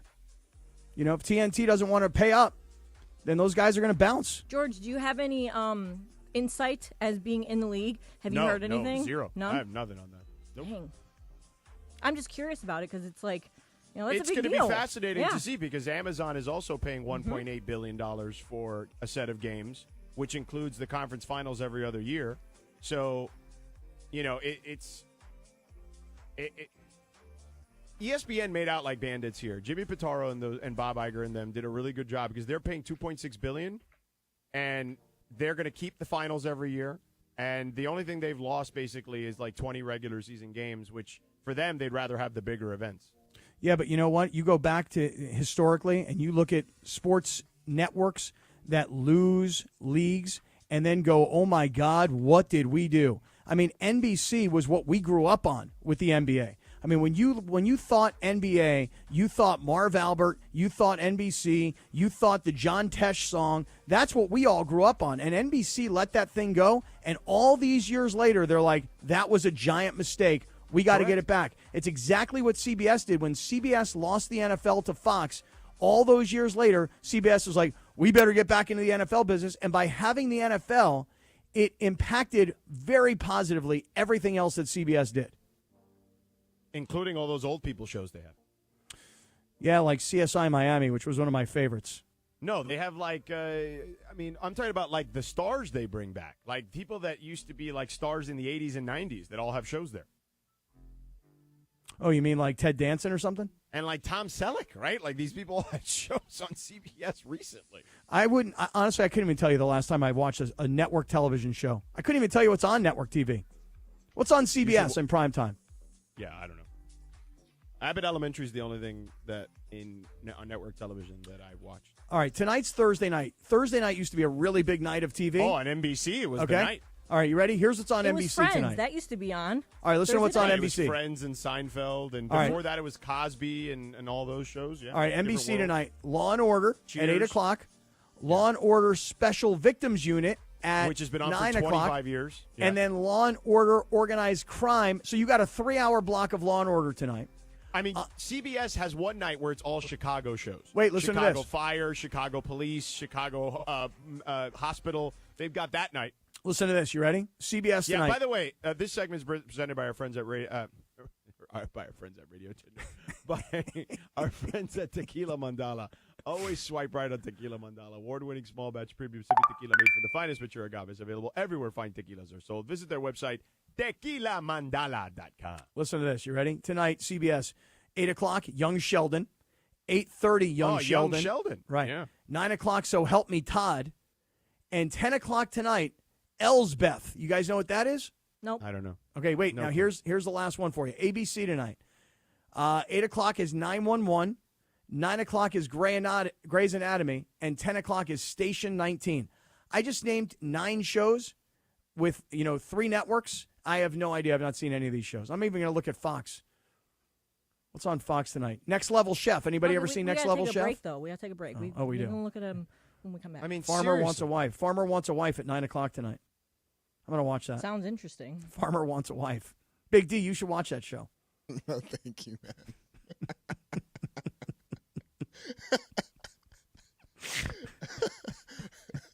Speaking about wives. All right, get your wife some flowers. All right, because Mother's Day is around the corner. It's 3 days away. What are you waiting for? Go to Books.com. That's BOUQS.com. Promo code ESPN gets you 25% off your entire purchase. Listen, Mom did everything for you. Let's start with Mom, okay? She took you to school. She cooked. She cleaned. Did all that stuff. And speaking of cleaning, she cleaned your booty, okay, when you were a kid. That in itself deserves flowers for a lifetime. And you can get those beautiful farm fresh flowers from Books, sourced directly from the best flower farms. They last way longer than everyone else's. Trust me when I tell you, because I had the ones I got them for Valentine's Day for my wife. They lasted nearly 3 weeks. So give Mom her flowers on Mother's Day. Go to Books.com, BOUQS.com, promo code ESPN for 25% off. If you go there right now to Books.com, you enter that promo code ESPN, you get the 25% off, you pick the date for delivery, which better be soon, and bam, you're good to go. Guys, it's very simple. 25% off. We are hooking you up. So go to Books.com, promo code ESPN. That's BOUQS.com, promo code ESPN. Books.com, promo code ESPN.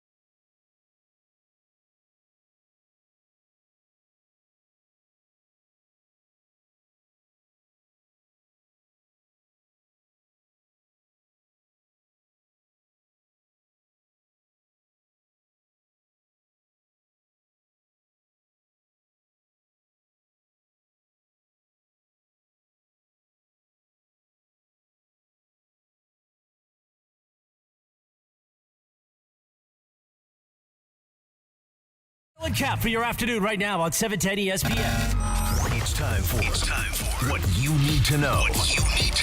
Let's do it. What you need to know right now. What you need to know is brought to you by Morongo Casino Resort and Spa. Good times. It's the 90 minutes from wherever you are. Take it away, little Lins. Thanks, Sedano. I'll make this one quick because we got Barkley waiting on the line. But we were talking about stuff for so long, we've completely forgot Blake. Poor Blake. Sorry, Blake. Blake, you're going to be booked from 5:45 to 6:30, and just have a 45-minute window. It's just like when they drop off your refrigerator, if they need to fix the cable, you'll have a little window there. Mm-hmm. All right, so what you need to know is that Justin Bieber and his wife Haley will soon be welcoming their own cute song, Baby. Baby. Wait, he has a wife? Yeah, he's married to Alec Baldwin's daughter. No way. What's her name? He has been. Haley. Haley Baldwin? Yeah. Is she the one that Alec Baldwin? Is that the one he left the nasty message about that went viral? Yeah, is that I think her? so. I'm pretty sure. No way. I'm pretty sure. But yeah, they're married and now they're having a baby, and they also renewed their vows, so congrats. Good for them. Wow. All right, cool. I can't believe you didn't know that they were married. Did not. Sorry, Nobody invited me. Up on Justin Bieber news these days. I know, but didn't get an invitation to the wedding. I feel like she's even gotten more popular than him. She is. What is she popular for, other than when Alec Baldwin left her that honestly, voicemail? I don't know. Other than being like a model, I don't know. George, I knew she was a model. But I didn't know if he has more than one kid, so I didn't know if that was. I didn't know that either. I didn't know that. Alec Hey, Baldwin, Grant in L.A. Did you see what Grant in L.A. did to me, George? Yeah, he says you got moobs. Hey, Grant in L.A., don't make fun of my cans, man. Freaking Grant in L.A. in the circle of trust, goes on there, takes a picture of me, and is like, look at your big man boobs. I'm working on it, man. And this is why, Lindsay, this is why I can't feel good about myself. Just try and love yourself, Cappy. I'm We'll get back trying. to the positive affirmations if you want. Trying. I'm going to go to the gym right after the show. Yeah. All right, let's get Barkley on here. Barkley, follow him on Twitter. At Blake H. Harris is where you follow him. Inside the Ravine is the podcast. And, of course, he's doing the Lord's work, covering your Los Angeles Dodgers on his Substack, which, by the way, is up for renewal here. I got the email. It's on auto renewal, Barkley, so don't worry. So you can also subscribe like I do to his Substack. Now, Blake, where do we want to start? Because when we had you on, things weren't going so great a couple weeks ago. Then things started to get better, and now things are really cooking all of a sudden. So what has been the biggest difference in the Dodgers 2 weeks ago and where they are right now? Yeah, I guess the difference is, 2 weeks ago, they were doing everything wrong. They weren't hitting. The starting pitchers weren't going deep into games, and the bullpen was an absolute nightmare. And now, those three things, I think the Dodgers have the best offense in baseball. They have one of the lowest starter ERAs and one of the better bullpen ERAs. So I guess all it took was just a couple of bad weeks, and maybe someone in the dugout gave them a good talking to. But, yeah, this is the Dodgers team that we were all expecting when we were hyping them up all throughout the offseason. But you know what it is, though, Blake? It's like when you look at the Dodgers, the guys who make the money are the guys who are performing. You look at Ohtani, and he's pretty much number one in almost every offensive category. And when he's number two in an offensive category, Mookie Betts is number one in that particular category. So between Mookie and Ohtani and Freddie Freeman and Will Smith, and I'm just talking about those guys in particular, forget about Teoscar Hernandez, you're talking about the guys who get paid are all performing. And to me, that's why you have a 6-game winning streak followed by a 7-game winning streak. You understand what I'm saying? Yeah, you hit it spot on. Every player on the Dodgers, so like you said, is getting paid the big bucks. They're all performing. I think the worst player in the top 6 of that lineup is probably Teoscar Hernandez, who's making, $20, $22 million this year. So, yeah, the guys that are getting paid the big bucks to show up, they're all just having insane starts of the season. So that helps, and that helps you win, like you said, Scott. 6 games in a row, then you go to a 7-game win streak. Right, but you know what? The other thing is all the names I just mentioned, Mookie, Ohtani, Hernandez, Freeman, Will Smith, I didn't mention Max Muncy. And when I was there on Tuesday night, Muncy hit a grand slam. I'm trying to remember a couple games earlier, he had a multi-home run game. So a lot of people just kind of forgot about Max Muncy. He still can play. Make no mistake, dude can still play. For some reason, a lot of Dodgers fans don't like Muncy, but I was going to say, yes, Scott. He's been fantastic this last week, and he is he's been very, very good for the Dodgers.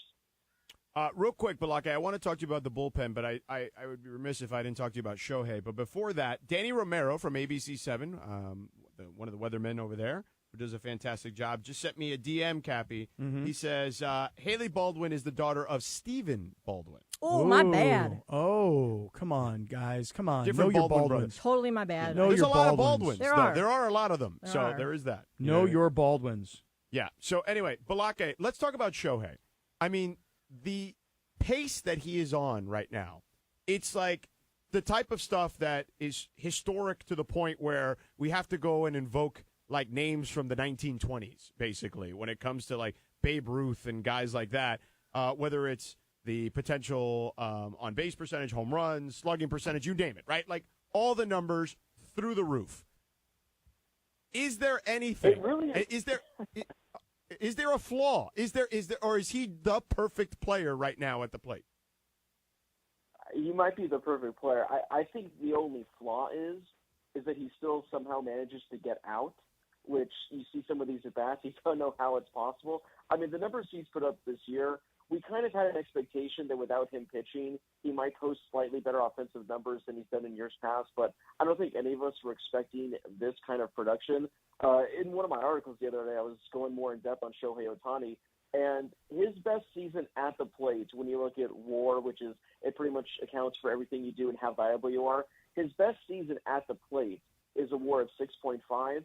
He's currently on a 162-game pace to post a WAR of 14.4 at the plate, which is more than twice the amount he's put up in MVP season. So that would be certainly the record. Now, he's not going to keep up this current pace, but there's a chance that Shohei Ohtani could finish with the best WAR of any designated hitter in Major League Baseball history. You know that he's not the perfect player at the plate, George, because the other night I had him in Prize Picks for half a base, and he got 0 bases, and he killed me. Just killed my whole night. Although Yamamoto kind of killed my night, too. Even though he pitched deep into the game, he his more or less number was 6.5 strikeouts, and he only had 5. So, Balake, did you happen to see my new season tickets at Dodger Stadium? I'm sitting there watching the game, Cappy, and it's like the 9th inning or whatever, and I'm thinking to myself, am I crazy? Am I crazy or is this guy? Now, I didn't think it was you at first because I know that there's been times you're sitting behind home plate. I normally get that text from you saying, hey, flip on the TV and look who's sitting behind home plate. Oh, it's okay, Blake. Blake, it's okay. He sent that text. Blake, he sent the text to me. Don't worry. Oh, okay. So I'm lower on the totem pole now. So I guess. Well, I just knew you were watching. I was just making sure George was watching, you know? And the first thing I do is I go to the Circle of Trust community tab, and there it is. Someone confirmed. I'm thinking, this guy is sitting right behind here in the 9th. You just admit it. You weren't saying this guy. You were saying this effing guy. This mother effing Pretty guy. much. I think those were the exact words I said to my girlfriend. Yeah, dude. I'll tell you what. It's fun. You know, you wait till the right time. If the Dodgers are up big, the people who sit behind home plate, they're not waiting in that traffic after the game. They're gone. So that's when you know if you got Mary Hart. Mary Hart's always gone by the 7th inning. She wants out.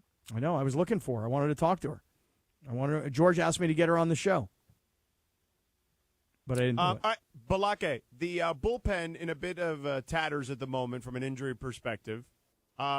Now, you mentioned, they're going old school, it feels like, with the pitchers going deep into games, but that's not always going to be the case. How do you feel about the bullpen minus the particular players who are unavailable at the moment? Yeah, obviously, there are a number of guys that are out right now, Ryan Brazier, Joe Kelly, just to name a few, but they've come together really, really well, and this is a really deep bullpen. We're kind of seeing that right now. A lot of guys are stepping up. I want to give a shout-out to Alex Vesia.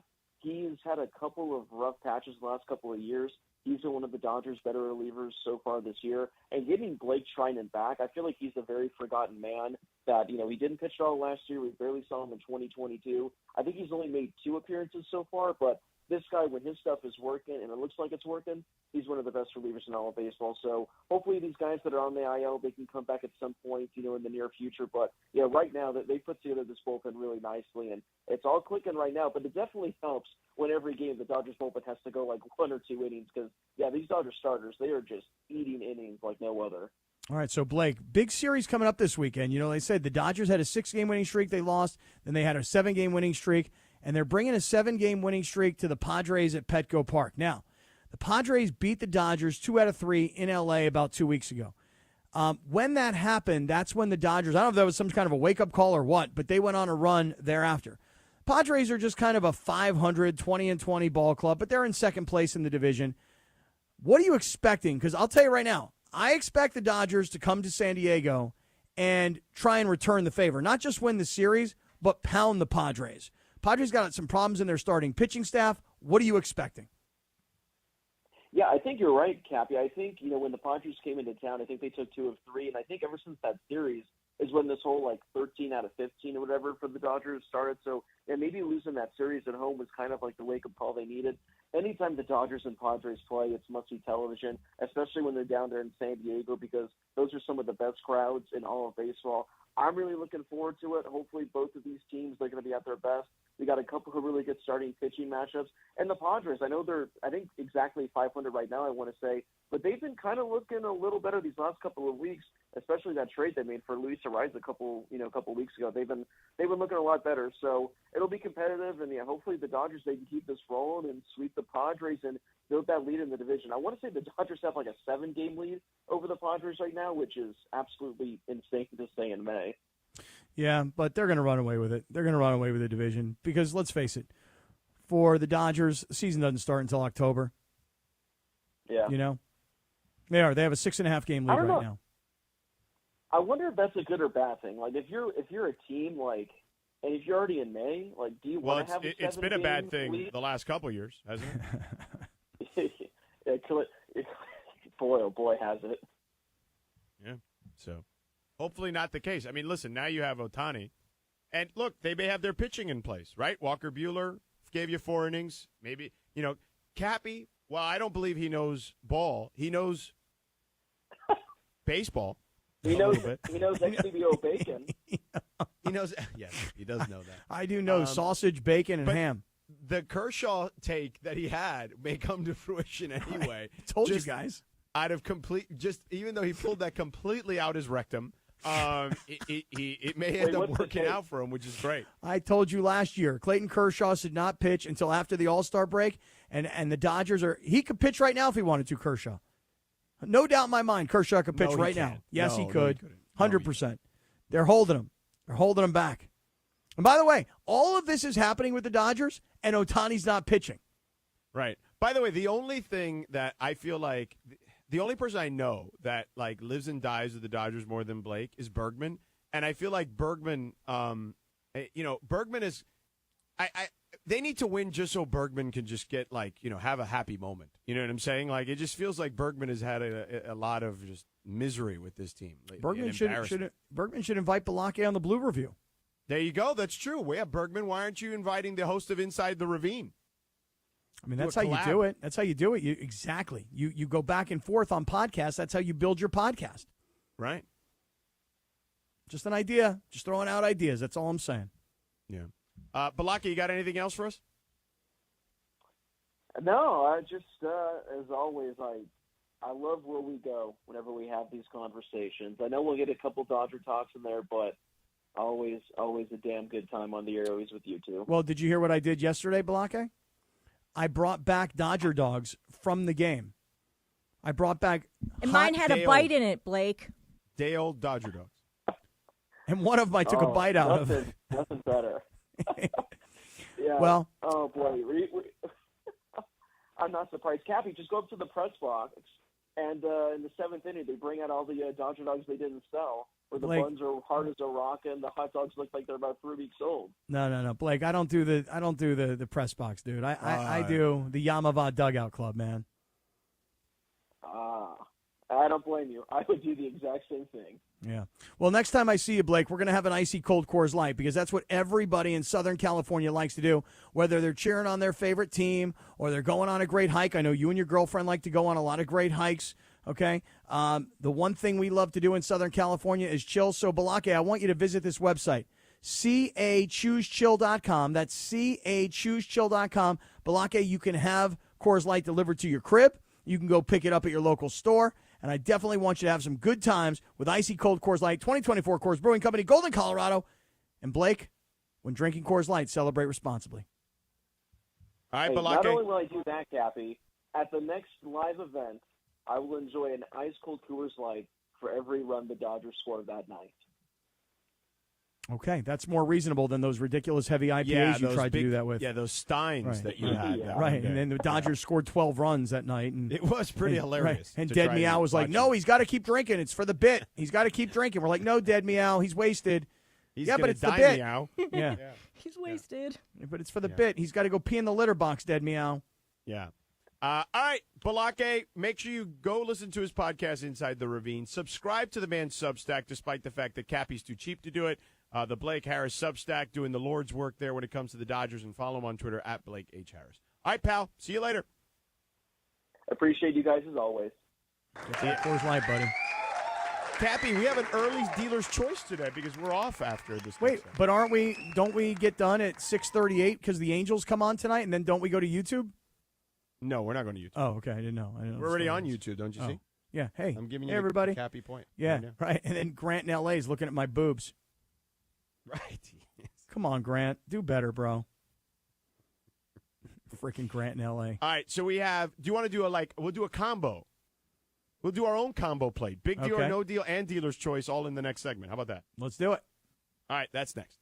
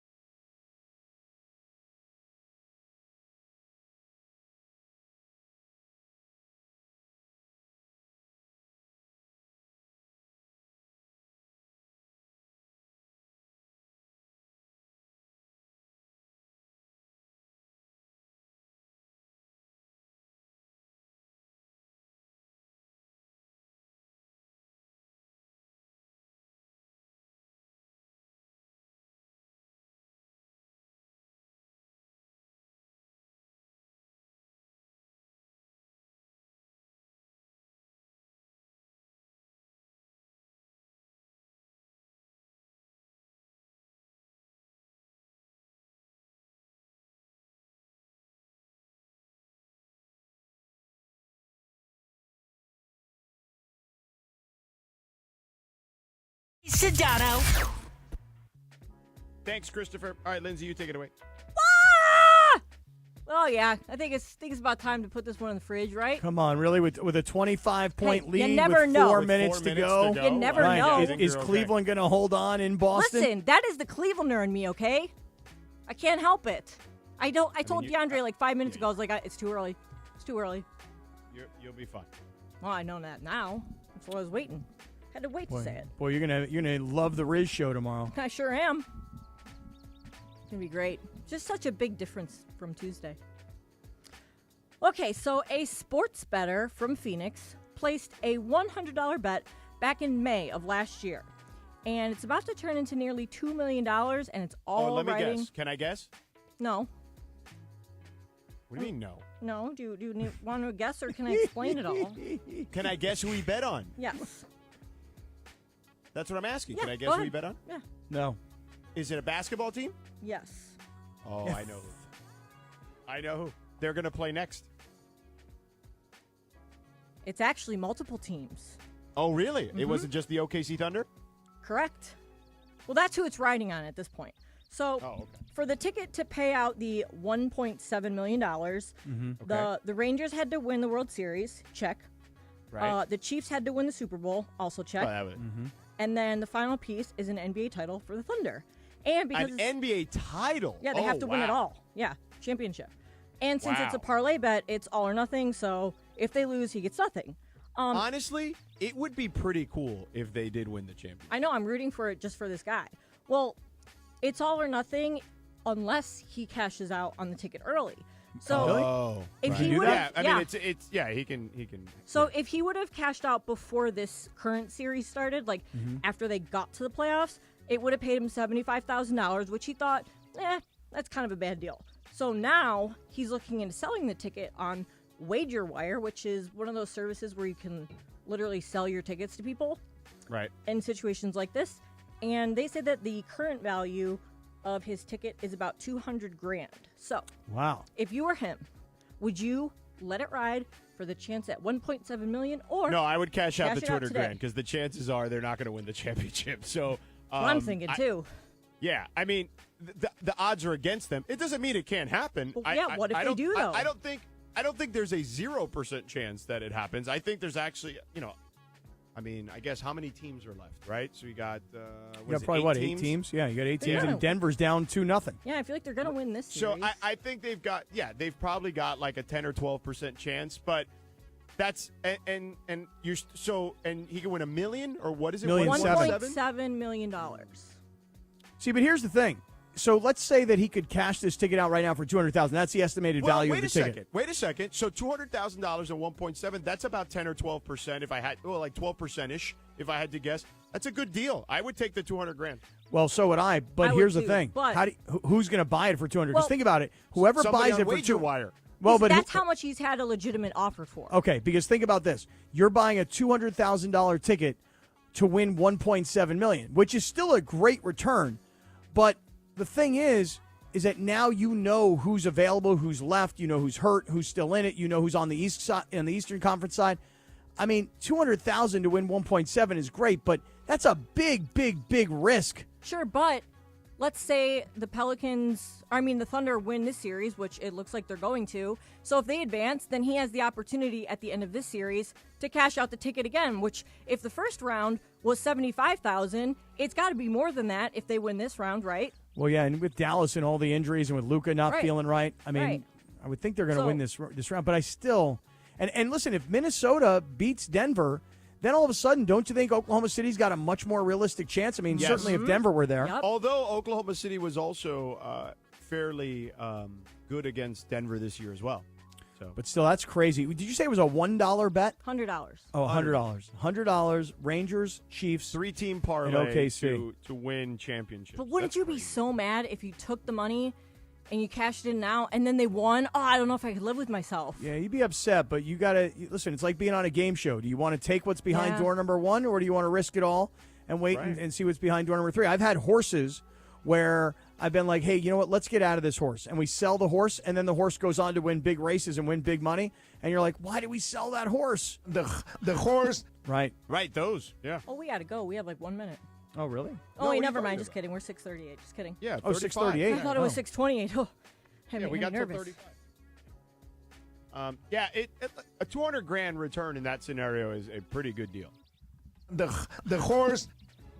I think I'd probably risk it.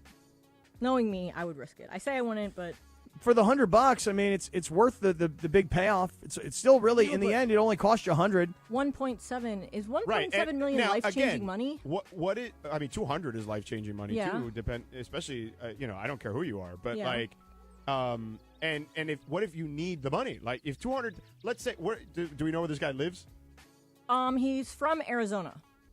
Okay, lives in Phoenix. but $200,000, that could a nice down payment on a really really really big house. You know what I mean? It could, if you already own a house, it could help you pay off your mortgage. Like there's a lot of things $200,000 can do. Lindsey's freaking out because Cleveland's up 118-91. The clock is ticking. They're easily going to win this game in Boston. Cleveland, this is for you. And I still just look at Tristan Thompson and I think to myself, my God, this guy is playing for Cleveland. How is he still playing actual minutes? Right, and he couldn't play at all for Lakers, and the Lakers could have used a big body like him. Hey, the Cleveland's still in the playoffs. Lakers aren't. Amazing. Truly amazing. All right, let's do another one here. One more, and then we get dealer's choice. Yeah. All right, so according to the National Hot Dog and Sausage Council, which is actually a real thing, roughly 20 million hot dogs are consumed at MLB stadiums every season, which averages out to roughly 8,000 hot dogs per game. So the Washington Post compiled a list of cheapest hot dogs available at every ballpark, regardless of size. So if you exclude any promotional deals like Dollar Dog Night, buy one, get one free, the Toronto Blue Jays serve MLB's cheapest hot dog at, what is the price you think it is? Well, is this Canadian dollars or is this already flipped over to U.S. dollars? U.S. dollars. Cheapest hot so dog. I would say $4.50 U.S. dollars. I'm going to say $3.75. $2.55. Wow. $2.55. Yep. And on the other side, the most expensive basic hot dog. This isn't the ones Maybe Yankee Stadium. Yeah, or the 22-inch yeah. glizzy with all the stuff on it. Right. The most expensive basic hot dog is the $8 Angel Dog at Anaheim's Angel Stadium. Wow. Followed closely by the $7.99 hot dogs at Dodger Stadium, Wrigley Field, and Petco. So the average lowest price for a hot dog across MLB's 30 ballparks this season is $5.99. Is this a big deal or no deal? I mean, you're going to a stadium, you're going to pay more, so it just kind of is what it is. But Seems kind of Toronto, have you ever been to Toronto Stadium? I've never been. I know, it's not called Skydome anymore, but it used to be called that. No, I've never been. You? Oh, great spot. Yeah? And if you go there in the summer, I've been there. The year my wife and I got married, after we had already done the honeymoon and all that stuff, she didn't have a ton of vacation days left, and I still had a decent amount back then. So we decided to take a trip to Toronto in the summer, and we caught a ball game. They have a wine country out there. We did that. It was a blast. But that stadium was, even back then, you're talking, a dozen years ago, still nice now because they've refurbished it a little bit. And we stayed in the hotel that's attached to the stadium, the Marriott property there. We didn't have one of the rooms that you could see the field from, but nonetheless, it made it easy, and that's why we ended up going to a game because we were literally right there.